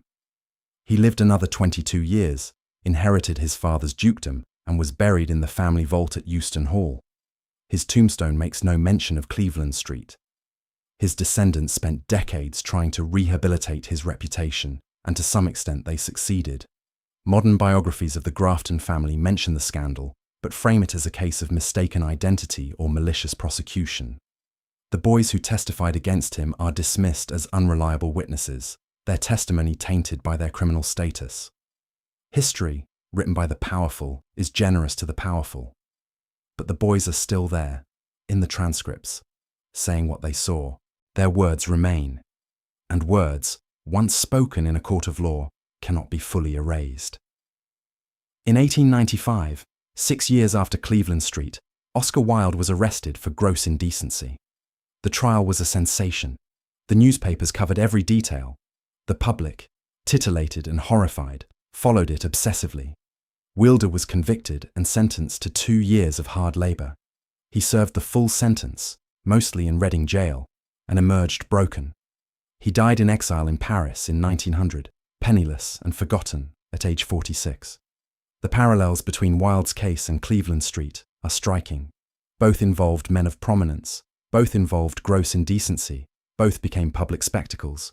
But there is one crucial difference. Wilde was prosecuted, and the Cleveland Street clients were not. Wilde was Irish, an outsider, a man whose flamboyance and arrogance had made him enemies. Somerset was English, aristocratic, connected to the throne. Wilde had no protection. Somerset had all the protection in the world. The Wilde trial is famous. Cleveland Street is not. That is not an accident. Wilde's trial was allowed to proceed because destroying Wilde served the establishment's purposes. It sent a message, step out of line, and this is what happens. Cleveland Street, on the other hand, threatened the establishment itself, so it was suppressed, managed, and eventually buried. The scandal that should have changed everything changed almost nothing, because the men it exposed had the power to control the narrative, but they could not control it completely. The boys talked. The newspapers printed what they could, historians dug through the archives, and slowly, over more than a century, the story came back. Not the version the establishment wanted, the version where a few bad apples were dealt with and everyone moved on. The real version, the version where powerful men bought working-class boys, used them, and then threw them to the legal system when they got caught. The version where justice was a commodity, purchased by rank and denied to the powerless. That version of the story matters. It matters because it is true, and it matters because the same dynamics still exist, in different forms, in every society. Power protects power. The law serves the powerful, and the people who suffer are always the same. The young, the poor, the marginalized, the queer. The summer of 1890 brought a strange quiet to London. The trials were over. The sentences had been served or were being served. The newspapers had moved on to other scandals, a railway disaster in Scotland, a diplomatic crisis in Constantinople, the usual political theatre. Cleveland Street became yesterday's news. The house at number 19 stood empty, the windows dark, a for lease sign hanging crooked by the door. No one would rent it. Everyone knew what it had been. The building carried a stain that soap could not wash away. But the quiet was deceptive. Behind closed doors, in private clubs and government offices, the scandal was still unfolding. Because there were loose ends, and loose ends in a case like this could unravel everything. One loose end was a man named Frederick Tankerville Chamberlain. He was 36 in 1890, a journalist, a blackmailer, and a man who understood exactly how much silence was worth. Chamberlain had been on the periphery of Cleveland Street from the beginning, never a client, but a man who knew clients, who heard things, who collected information the way other men collected stamps. He had tried to sell what he knew to several newspapers. Most refused. The libel laws were too strict, the subjects too dangerous. But Chamberlain was persistent, and he was also desperate. He owed money to the wrong people, and he needed a way out. In August 1890, he approached a member of Parliament named Henry Labouchere. Labouchere was the same man whose amendment had criminalised gross indecency 5 years earlier, and he was also the editor of a radical weekly called Truth. Chamberlain told Labouchere he had evidence, documents, letters, testimony from boys who had not yet spoken publicly, that would prove the government had orchestrated a cover-up, He wanted £500 for the information. Labouchere, intrigued but cautious, asked to see the evidence first. Chamberlain produced a folder. Inside were copies of correspondence between the Home Office and the Director of Public Prosecutions, discussing how to minimise the scandal's reach. There were memos about delaying arrests, about avoiding certain names, about ensuring that prosecutions targeted only the boys and the brothel keeper. There was a letter, marked confidential, from the Prime Minister's private secretary to the Attorney General, outlining the political consequences of prosecuting aristocrats. And there was a list, in Hammond's handwriting, of every client who had visited Cleveland Street between 1886 and 1889. 23 names. Some were already public, others were not. Labouchere read the documents in silence. Then he asked Chamberlain where he had obtained them. Chamberlain smiled and said, "A journalist never reveals his sources." Labouchere said that in this case he would need to, because publishing stolen government documents was a crime. Chamberlain's smile faded. He said the documents were not stolen. They were provided by someone with access who believed the public had a right to know. Labouchere asked who. Chamberlain refused to say. The negotiation broke down. Labouchere wanted the story, but he did not want to go to prison for it. Chamberlain wanted the money, but he realized Labouchere was too cautious to pay for something so dangerous. They parted on bad terms. Chamberlain took his folder and disappeared into the London underworld, where men like him always disappeared, looking for another buyer. He never found one. In September 1890, Chamberlain's body was pulled from the Thames near Wapping. The inquest ruled it an accidental drowning. Chamberlain had been drinking, he had slipped, the river had done the rest. But there were inconsistencies. His coat was missing. His pockets were empty. No wallet, no papers, nothing. The folder he had shown Labouchere was never recovered. His lodgings were searched by police and found to have been ransacked, though nothing of obvious value was taken. Labouchere attended the inquest and said nothing. Years later, in his memoir, he wrote a single cryptic line about the Cleveland Street affair. "There are men in London who know how to silence a problem before it becomes a scandal. I met one such man once. He drowned. Whether Chamberlain was murdered or simply got unlucky will never be known. But his death marked the end of any serious attempt to expose the cover-up while the participants were still alive. The documents he had carried vanished. The list of names was never published, and the men whose names were on that list breathed easier, knowing that the last real threat to their reputations had sunk to the bottom of the Thames along with a blackmailer no one mourned." The Cleveland Street scandal also had international reverberations, though these are less well known. In France, where both Hammond and Somerset had fled, the British expatriate community watched the unfolding disaster with fascination and horror. Paris, in the 1890s, was already a haven for gay Englishmen. The laws were more lenient, the culture more tolerant, and the authorities far less interested in policing private behaviour. Men like Lord Ronald Gower and the writer John Addington Symonds visited regularly, enjoying freedoms that would have been impossible in London. Somerset's arrival in exile changed the community's dynamic. He was not the first English aristocrat to flee a sex scandal, but he was the most prominent. His presence in Paris was an open secret.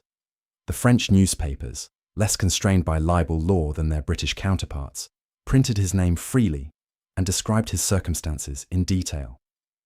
Le Figaro ran an editorial in August 1889 titled "L'hypocrisie anglaise," English hypocrisy, that mocked the British establishment for persecuting love while protecting power.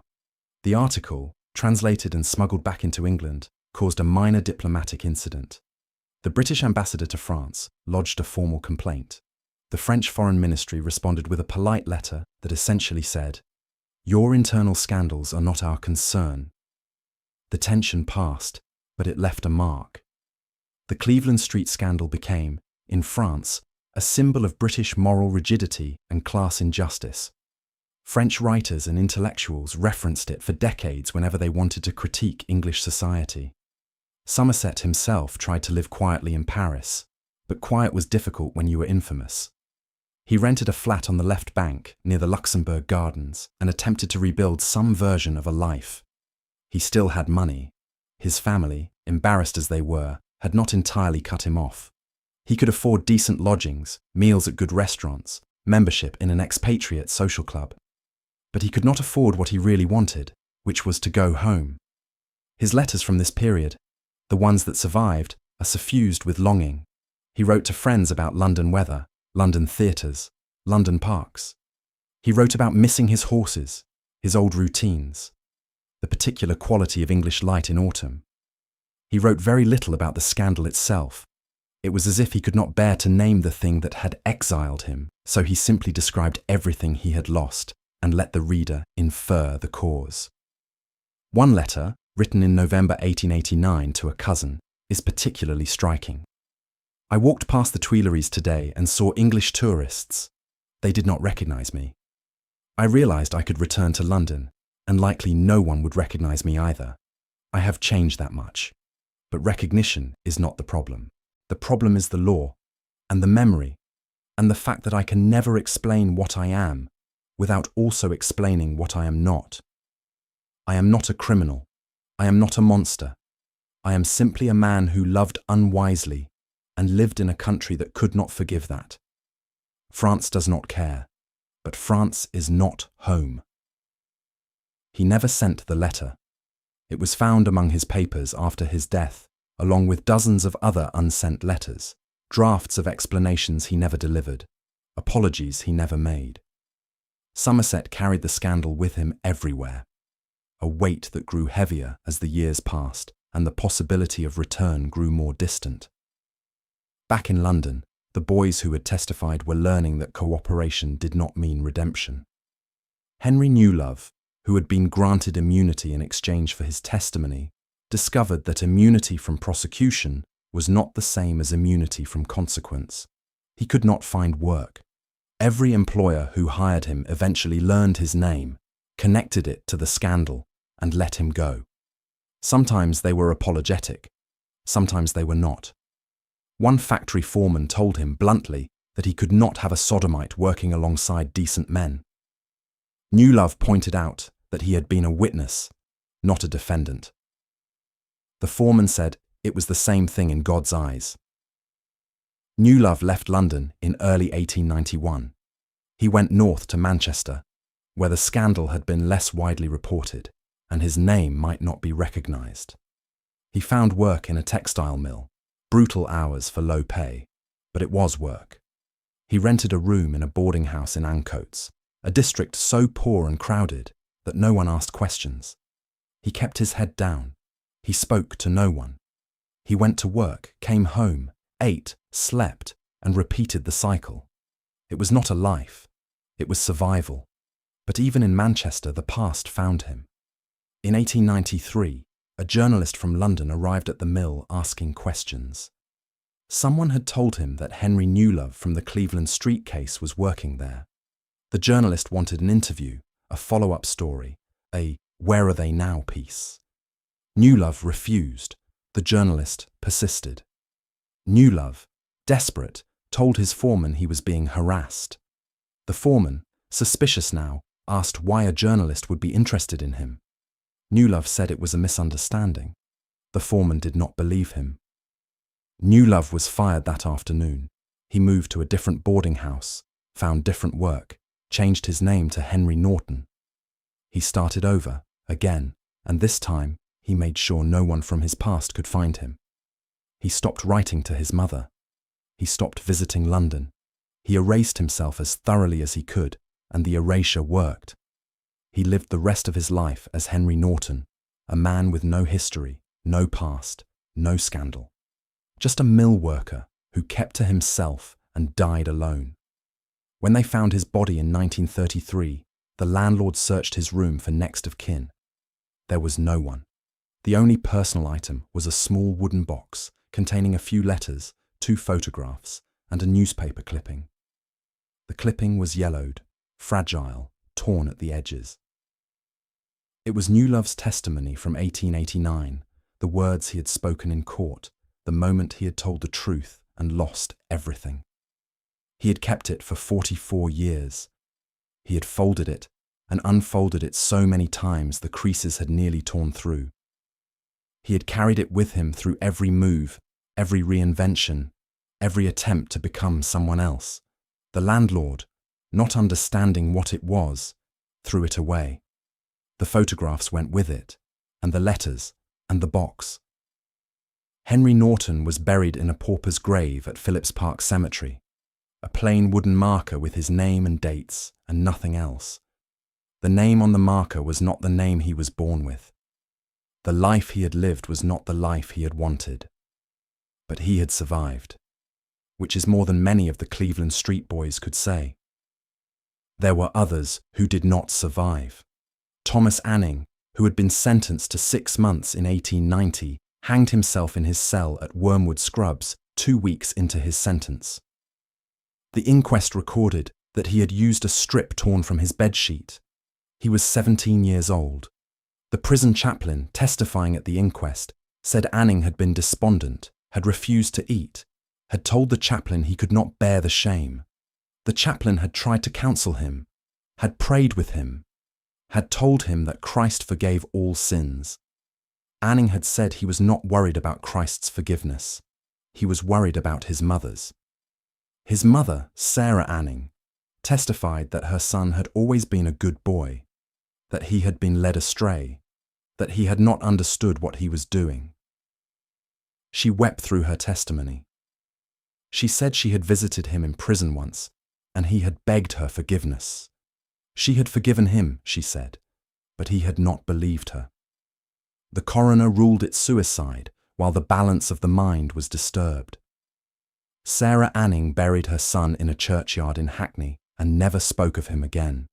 His name does not appear on the family grave marker. His death was recorded in the parish register as accidental. It was not accidental.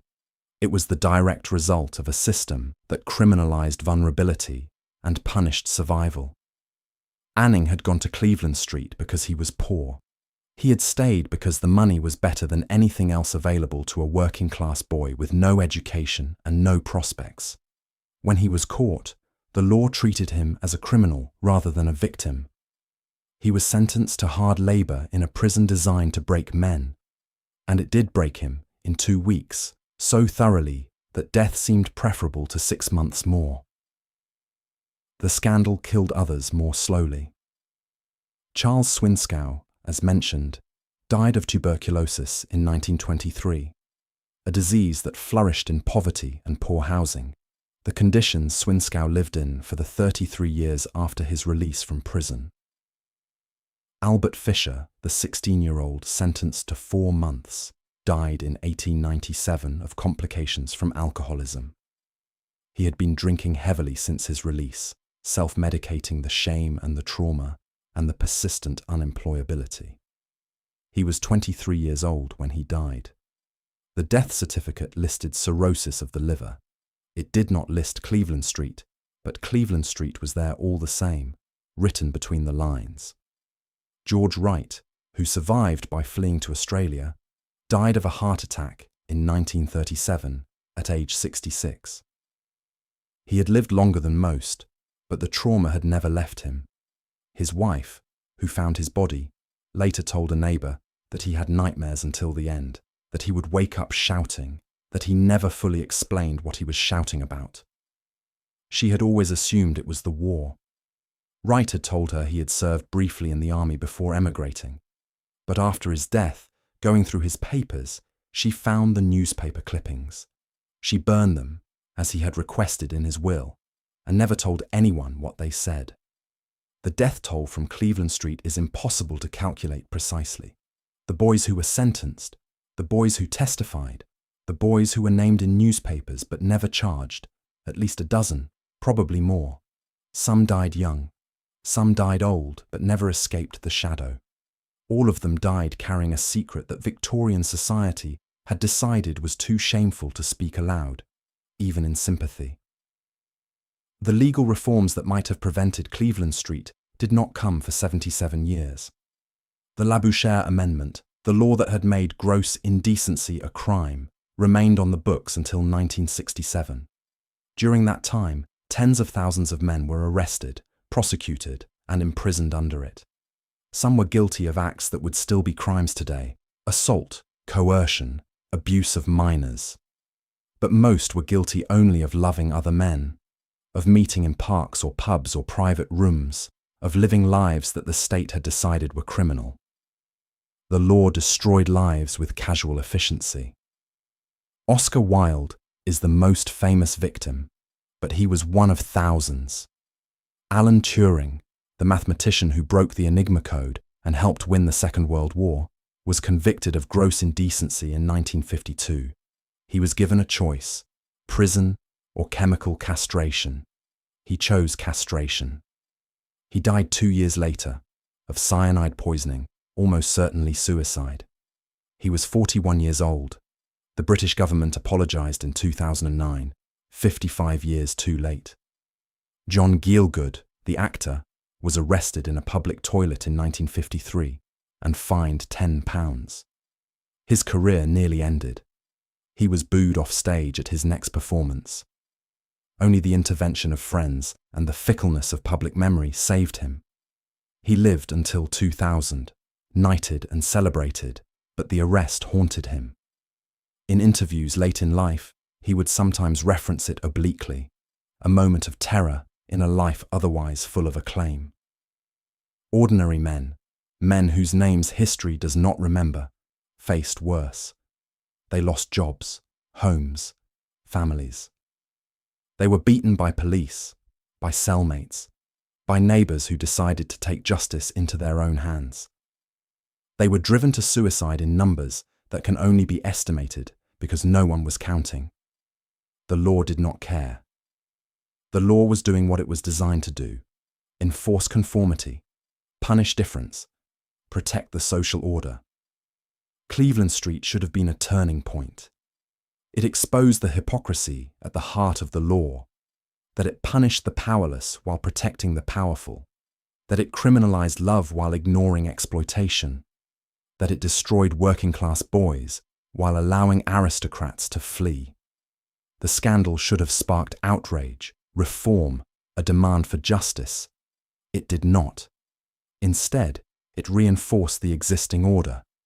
The boys went to prison, the clients went to Paris, and the law rolled on, unchanged.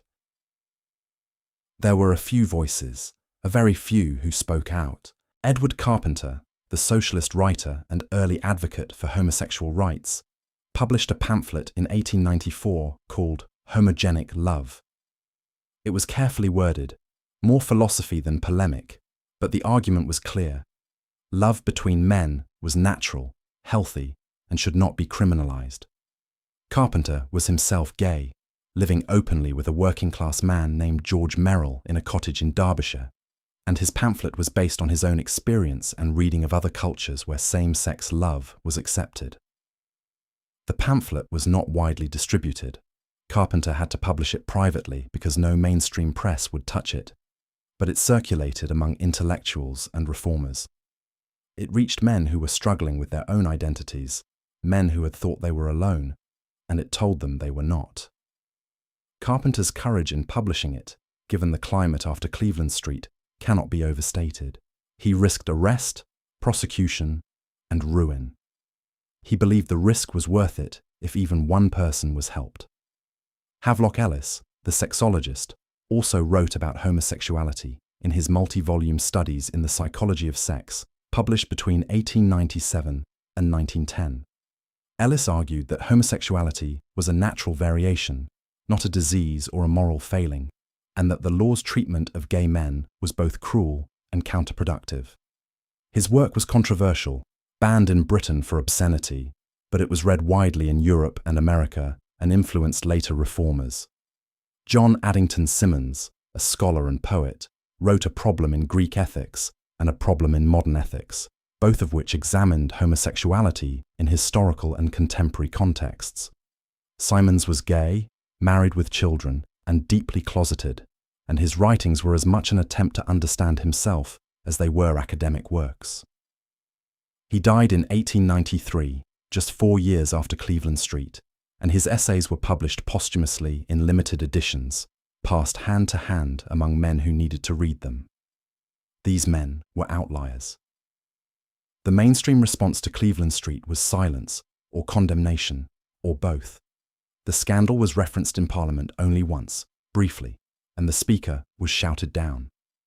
The churches preached sermons about the dangers of moral degeneracy and the need for vigilance. The newspapers moved on, and the boys, the actual victims, were forgotten. One person who did not forget was Ernest Park, the journalist who had been imprisoned for libel after daring to name the Earl of Euston. Park served his 12 months at Holloway Prison and emerged in January 1891 more radical than when he went in. He returned to the North London press and continued his campaign against privilege and corruption. He wrote editorials attacking the government's handling of Cleveland Street, the double standard in prosecutions, the way justice had been bent to serve power. His writing was sharp, angry, and effective. Circulation of the North London press increased. Other radical papers began citing his work, amplifying his message. Park became a minor celebrity in socialist and reform circles, invited to speak at meetings, asked to write for larger publications. He refused most offers. He wanted to stay independent, free to write what he believed without editorial interference. But the establishment did not forget him either. In 1892, Park was arrested again, this time for seditious libel, after publishing an article criticizing the Queen's role in the Cleveland Street cover-up. The article did not name Queen Victoria directly, but it referred to the highest levels of the state and those who wear crowns, and everyone understood who he meant. The trial was brief. Park was convicted and sentenced to another 6 months. He served it without complaint, continued writing from prison, and emerged more determined than ever. He died in 1944, at age 86, having spent half a century fighting the battles that Cleveland Street had revealed. In his later years, he wrote a memoir that included a long chapter on the scandal. The memoir was never published. His executors, worried about libel and outdated obscenity laws, kept it locked away. It was finally released in 1976, 32 years after his death, when the legal landscape had changed enough that the truth could be told without punishment. The memoir is remarkable for its clarity and its anger. Park did not soften his judgments. He called the Cleveland Street cover-up a betrayal of justice. He called the men who fled cowards. He called the boys who were prosecuted victims of a system designed to protect the powerful at the expense of the weak. And he called on future generations to remember, to learn, to ensure that history did not repeat itself. His final paragraph: "I do not know if anyone will read this. I do not know if anyone will care. But I know that the boys of Cleveland Street deserved better than they received. They deserved a society that protected them, not one that prosecuted them.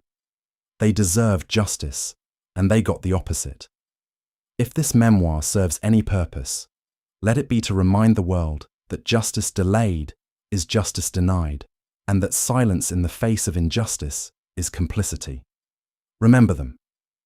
Say their names. And do better."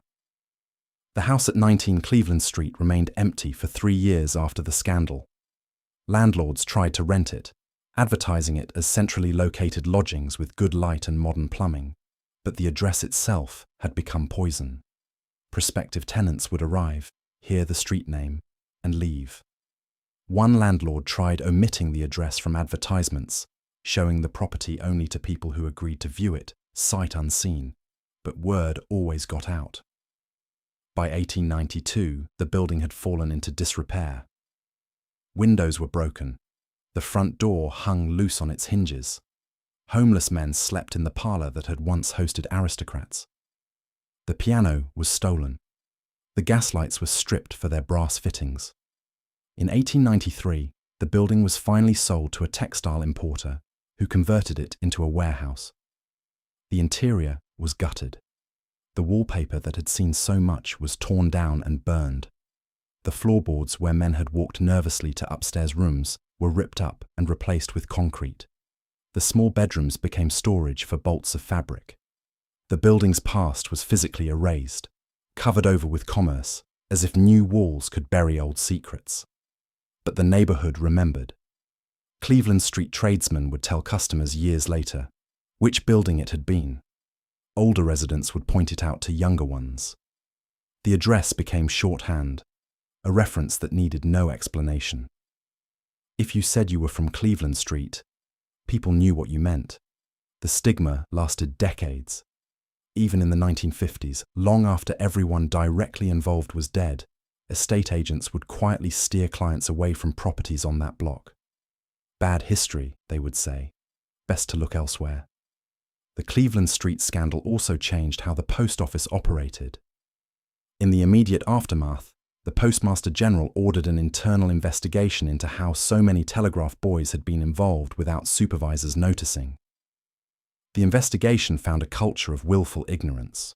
Supervisors had seen boys returning to the dormitory with money they should not have had, wearing clothes they could not afford, but had assumed it was petty theft or side jobs. No one had wanted to dig deeper, because digging deeper meant confronting possibilities they preferred not to acknowledge. The reforms that followed were designed to prevent another Cleveland Street, but they also created new problems. Telegraph boys were now subject to random searches. Their mail was monitored. Their movements after work hours were tracked. Boys who were found with unexplained money were immediately suspended and interrogated. The measures were draconian, and they fell hardest on the boys who needed extra income the most. The ones supporting families, the ones saving to escape poverty. Many left the post office entirely, finding the new surveillance unbearable. One reform that did help was the end of the dormitory system. The post office had housed telegram boys in a large communal dormitory at St. Martin's-le-Grand. 60 boys sleeping in rows of narrow beds, minimal supervision, an environment that fostered both camaraderie and exploitation. Older boys preyed on younger ones.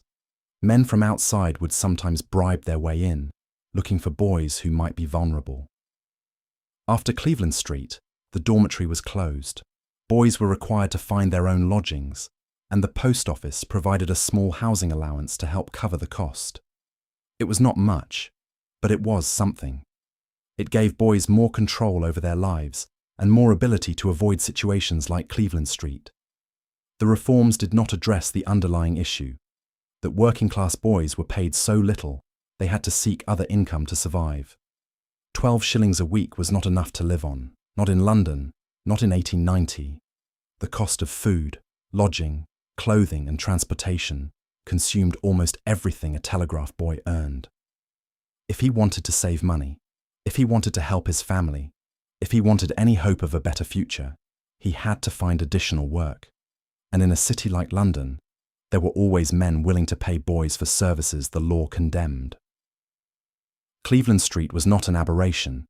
It was a symptom of a much larger problem, a problem that no one in power wanted to solve, because solving it would require confronting the economic structures that kept working-class children in poverty. It was easier to prosecute a few boys, close a brothel, and pretend the problem had been dealt with. Easier, but not honest. The international press coverage of Cleveland Street had lasting effects that rippled through gay communities across Europe and North America. In Germany, where a nascent homosexual rights movement was beginning to organize, the scandal became a cautionary tale. Magnus Hirschfeld, the pioneering sexologist who would later found the Scientific Humanitarian Committee to advocate for gay rights, referenced Cleveland Street in several of his early writings. He used it to illustrate how British law persecuted gay men while protecting the elite, and he contrasted it with Germany's more enlightened approach, though Germany's paragraph 175, which criminalized sex between men, was hardly enlightened by modern standards. Hirschfeld argued that scandals like Cleveland Street proved the need for legal reform across Europe. He believed that as long as same-sex desire was criminalized, working-class gay men would always be vulnerable to exploitation and prosecution, while wealthy gay men would always find ways to escape consequences. The solution, Hirschfeld argued, was decriminalization combined with social acceptance, though he acknowledged that both seemed impossibly distant in 1890. In the United States, the scandal was reported in major newspapers, but with less detail than in Britain. American editors were constrained by obscenity laws that made it difficult to print anything explicit about homosexuality. The New York Times ran a brief item in September 1889 headlined, "A London Scandal," which described the case in the vaguest possible terms. Certain allegations of a delicate nature involving persons of rank. Readers who wanted more detail had to seek out British newspapers, which were available in major city libraries. The scandal did, however, reach American gay men through underground networks. Letters, pamphlets, and newspaper clippings circulated among men who knew where to look. Walt Whitman, then 70 years old and living in Camden, New Jersey, received a detailed account of the Cleveland Street case from a British correspondent. Whitman's response, preserved in his letters, was characteristically both sympathetic and philosophical. The law pursues love, as if it were a crime, but love will always find a way, even when that way is dangerous. The boys in London paid a terrible price for daring to live honestly in a dishonest world. In France, where both Hammond and Somerset had fled, the scandal reinforced perceptions of British hypocrisy. French gay men who enjoyed relative freedom compared to their British counterparts saw Cleveland Street as evidence that English morality was performative, strict in public, indulgent in private, and always punishing the weak while protecting the strong. This perception was not entirely fair, but it was not entirely wrong either.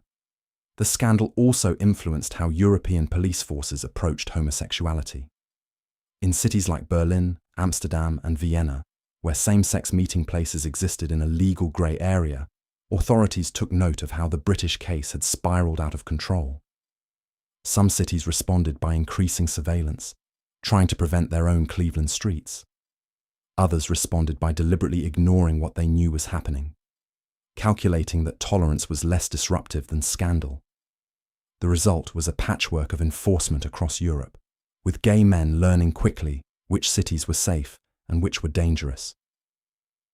One aspect of the Cleveland Street scandal that has received less attention is the role of the press in shaping public opinion.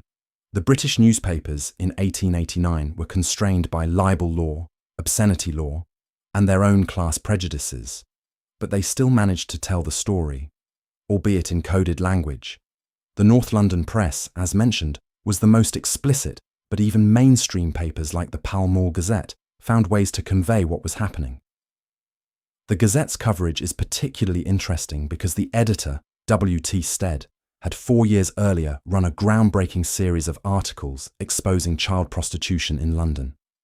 The series, titled The Maiden Tribute of Modern Babylon, had caused a national uproar and led to the passage of the Criminal Law Amendment Act of 1885, the same act that included the Labouchere Amendment criminalising gross indecency.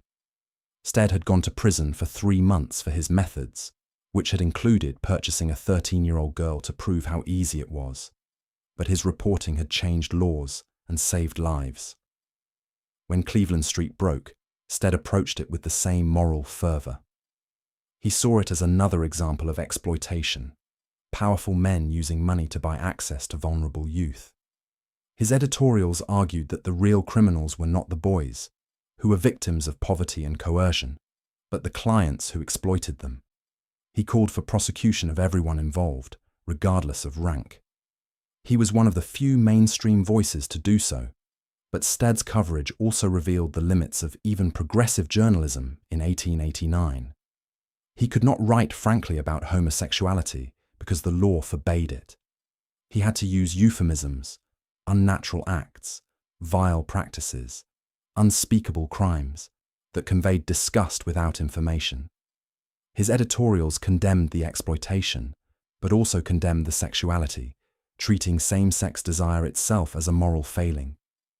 He wanted to protect the boys, but he also wanted to cure them, to reform them, to guide them back to what he saw as normal. This tension, between sympathy for victims and condemnation of queerness, ran through most of the press coverage. Even the most progressive journalists could not imagine that the boys might have agency, might have chosen the work for reasons beyond poverty, might have same-sex desires themselves. The narrative was always about innocence corrupted, never about gay working-class youth navigating a hostile world as best they could. There was one exception. Reynolds's newspaper, a radical working-class paper, published an editorial in October 1889 that came closer to understanding the full complexity of Cleveland Street. The editorial argued that prosecuting the boys was unjust, that the clients should face equal punishment, and, most remarkably, that the law itself was part of the problem. The editorial stopped short of calling for decriminalization, but it did question whether the state should be in the business of policing private sexual behavior between consenting individuals. The editorial caused a backlash. Other newspapers called Reynolds morally bankrupt, accused it of defending sodomy, threatened it with obscenity charges. Reynolds stood by its position, but did not pursue the argument further. The moment passed, but the editorial remained in the archives, a small piece of evidence that even in 1889, even in the midst of scandal and panic, there were people who could see a different way forward. The psychological impact of Cleveland Street on the boys who survived is difficult to measure, but impossible to ignore. Post-traumatic stress disorder was not a recognized condition in 1889. The term would not exist for another 90 years, but the symptoms were there. The boys who testified, who were imprisoned, who had their names printed in newspapers and their lives destroyed, carried that trauma for the rest of their lives. Charles Swinskow, who testified against Lord Somerset and then served 4 months in prison, showed classic signs of what we would now call PTSD.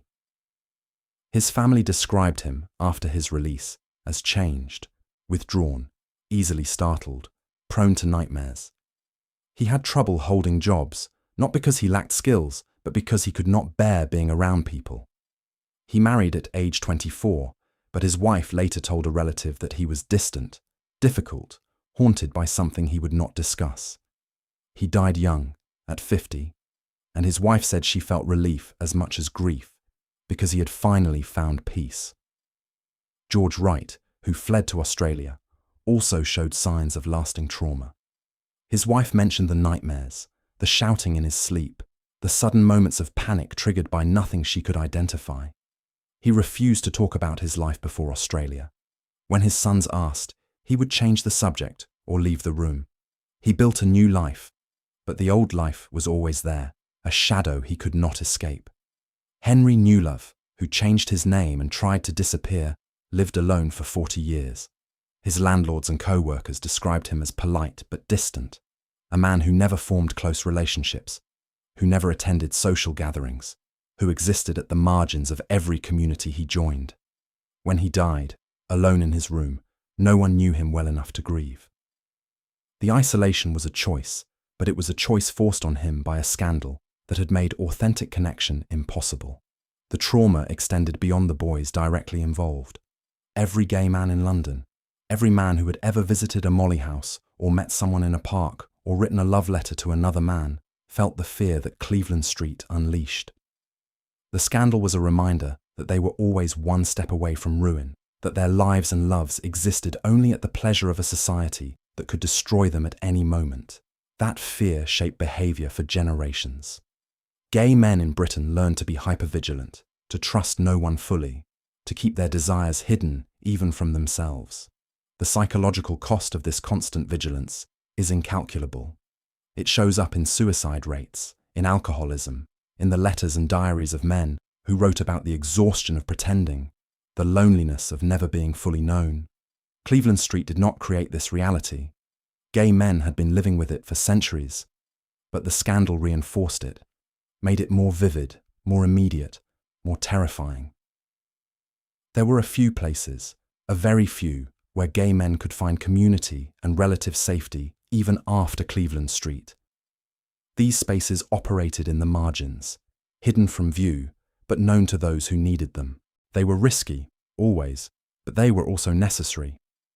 One such place was the Long Bar at the Trocadero restaurant on Shaftesbury Avenue.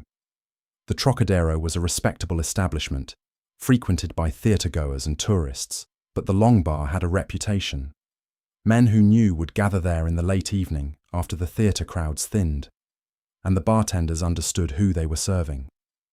Conversations were coded. Glances were subtle. But connections were made. The Long Bar survived Cleveland Street, though the atmosphere became more cautious. Police raids were rare. The Trocadero's management had connections. But the possibility was always there. Men who met at the Long Bar learned to be quick, to exchange information in minutes, to arrange meetings elsewhere. The bar was a starting point, never a destination. Too public, too exposed, too easy to watch. Another space was the Turkish baths. London in the 1890s had dozens of Turkish baths, ostensibly for health and relaxation, actually serving as meeting places for gay men. The baths offered privacy, anonymity, and plausible deniability.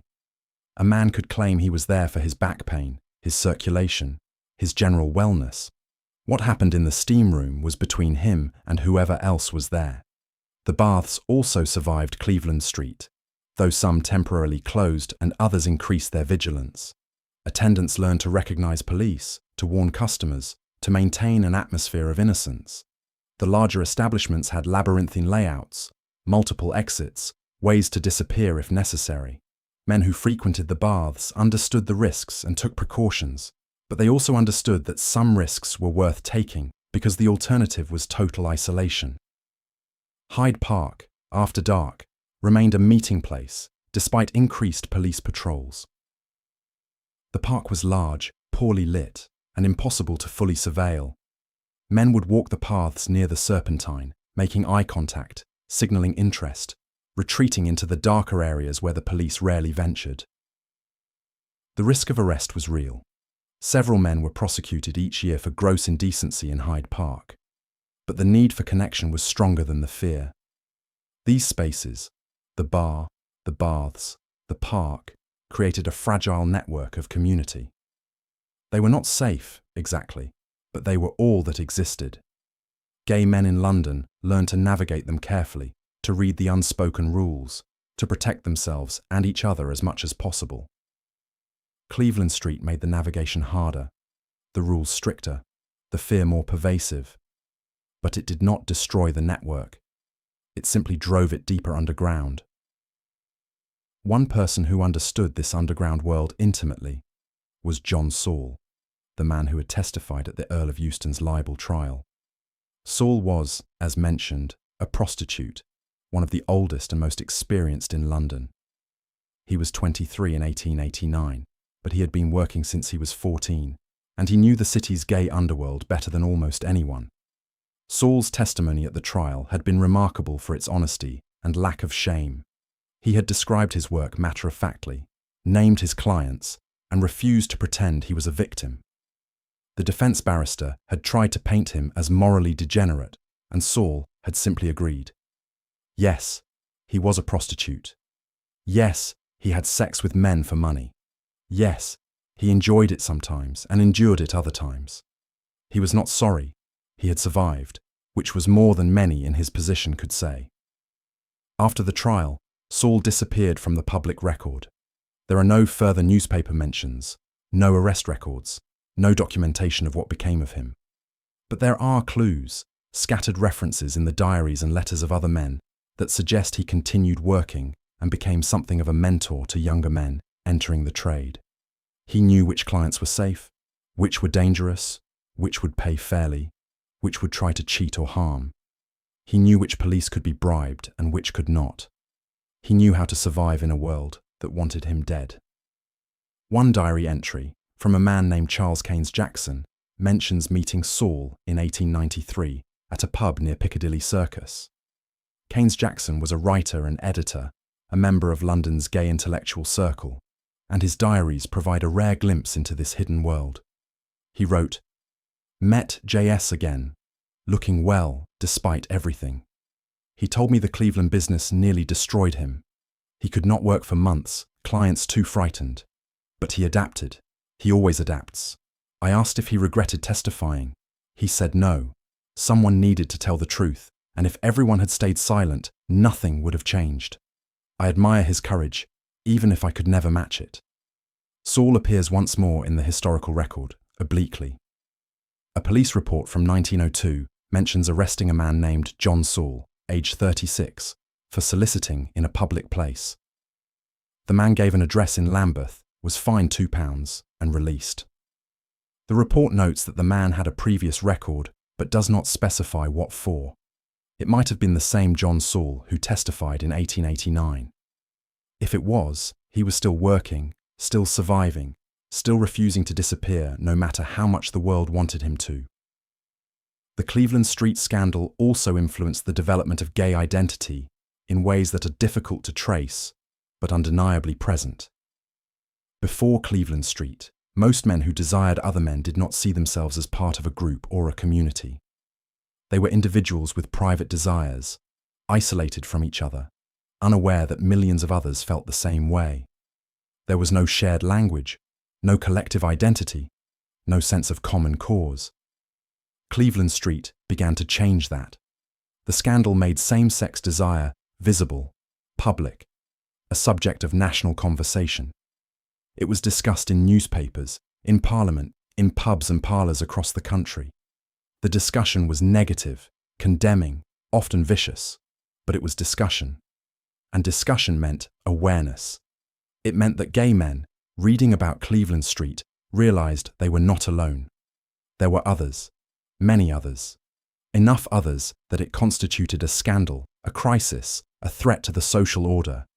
This realisation was both terrifying and liberating. Terrifying, because it confirmed the danger. If the establishment was this afraid of gay men, then gay men were right to be afraid. But liberating, because isolation is its own kind of death, and knowing you are not alone is a form of hope. Some gay men began to seek each other out more deliberately after Cleveland Street. The underground spaces became more intentional, more organised. Men started using code words and symbols to identify each other.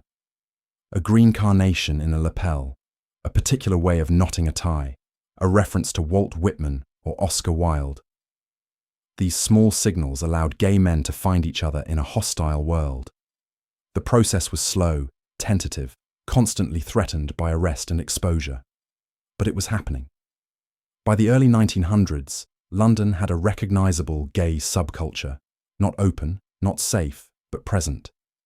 Men knew where to go, how to behave, who to trust.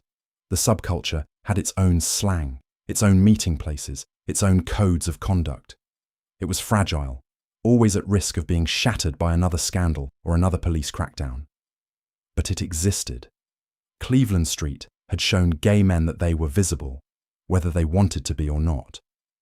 The scandal had dragged same-sex desire into the public eye and forced society to acknowledge its existence. The acknowledgement was hostile, but it was real. And once something is acknowledged, it becomes harder to deny. The door had been opened a crack. It would take decades, nearly a century, before it opened fully. But Cleveland Street was the beginning. The question that Cleveland Street leaves us with, more than a century later, is the simplest and the hardest. What do we owe the dead? The boys who were prosecuted, the men who fled, the ones who hanged themselves in prison cells, the ones who died alone in foreign cities, the ones who lived under false names until memory itself became a kind of erasure. What do we owe them now, when justice is impossible and vindication comes too late to matter? We owe them the truth. That is the least we can do, and perhaps the most. The truth that they lived, that they loved, that they were punished not for harming anyone, but for being themselves in a world that could not accept what they were. The truth that the law destroyed them while protecting their persecutors.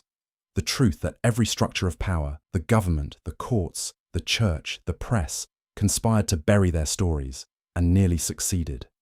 For over 100 years, Cleveland Street was a footnote, a minor scandal, a curiosity, something mentioned briefly in histories of Victorian England, and then quickly passed over. The men involved were dead. The house was gone. The records were sealed or destroyed.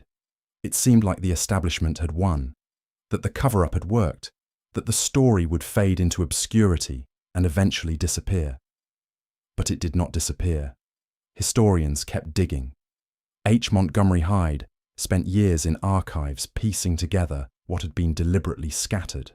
Colin Simpson and Lewis Chester interviewed descendants and found letters that had been hidden in attics for decades. Theo Aronson uncovered the truth about Prince Eddie and laid the conspiracy theories to rest. Jeffrey Weeks and Neil Bartlett and Matt Holbrook documented the lives of ordinary gay men in London, the ones history did not bother to name, and showed that Cleveland Street was not an anomaly but a pattern. Their work, and the work of dozens of other scholars, meant that the truth survived. The boys were not forgotten. Their names are known now: Charles Swinskow, George Wright, Henry Newlove, Thomas Anning, Albert Fisher. We know how old they were. We know what happened to them. We know they deserved better than they got. That knowledge matters. It does not bring them back. It does not undo the harm. But it refuses to let the harm be hidden, and refusal is its own kind of justice. The Cleveland Street scandal also teaches us something crucial about power and visibility. The establishment tried to protect itself by suppressing the story, but suppression only works if everyone cooperates. Ernest Park did not cooperate. The boys who testified did not cooperate. The radical newspapers did not cooperate. And because they refused to stay silent, the truth escaped. It leaked out through trial transcripts and editorials and whispered conversations. It survived in letters hidden in boxes, in diaries locked away, in memories passed down through families who did not fully understand what they were preserving. This is how marginalized histories survive, not through official channels but through resistance, through people who refuse to forget, even when forgetting would be easier and safer.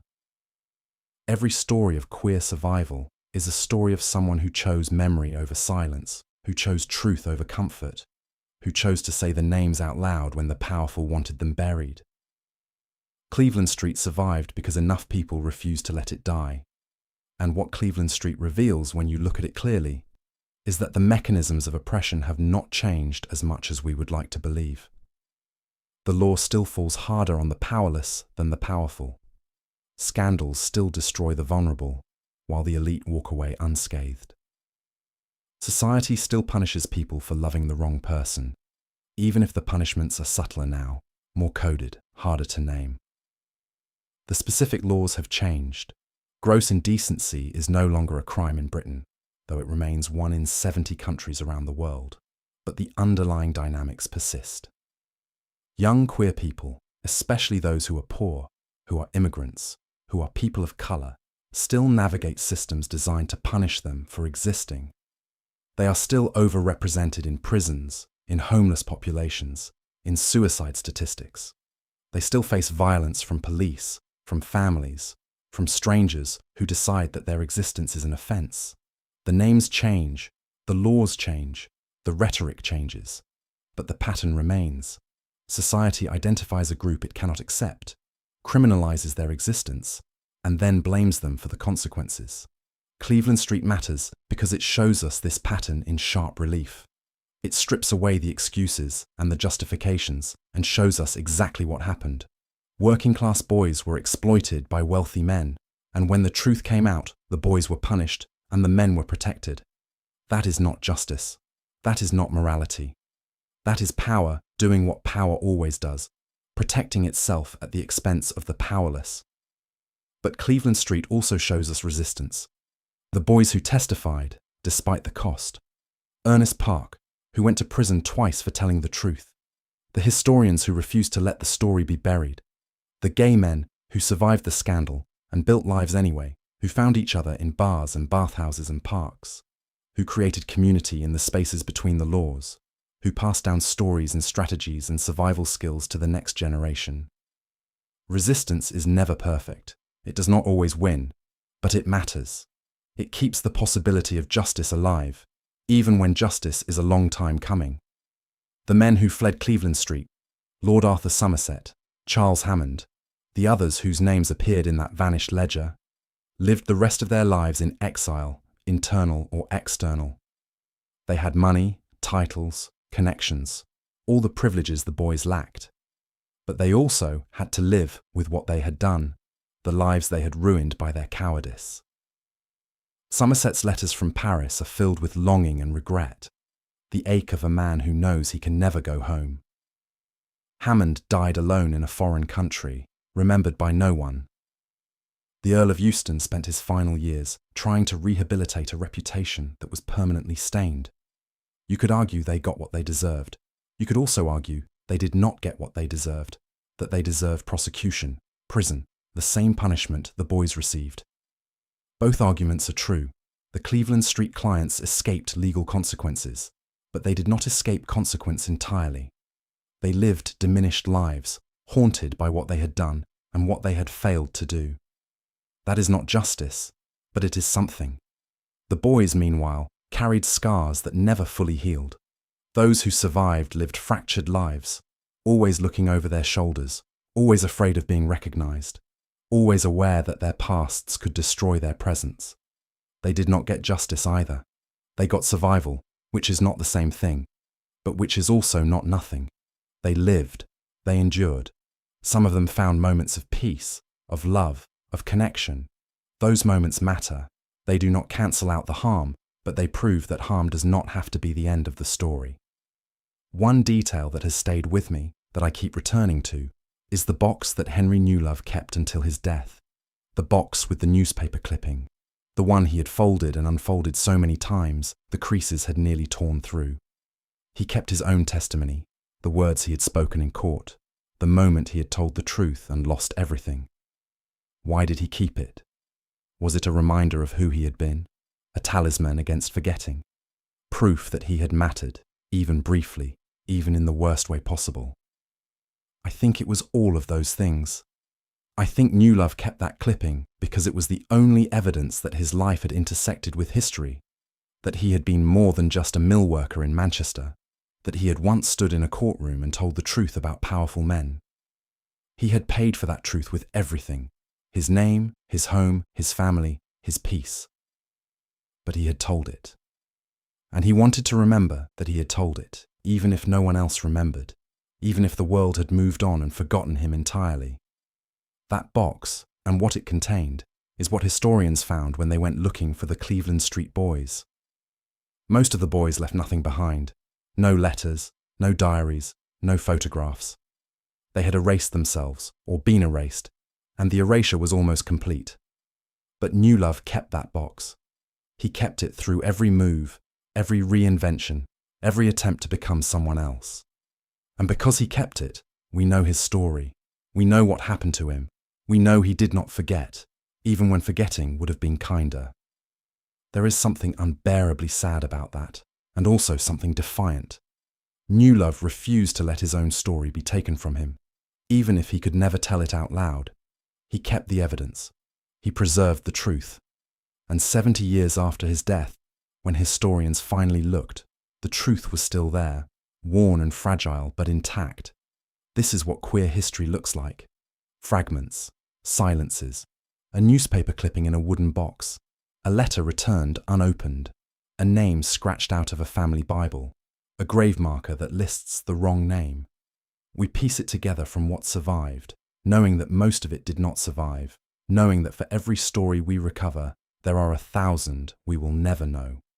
It is frustrating, heartbreaking work. It is also necessary work, because if we do not do it, the erasure becomes complete. The Cleveland Street scandal is one of those fragments that survived.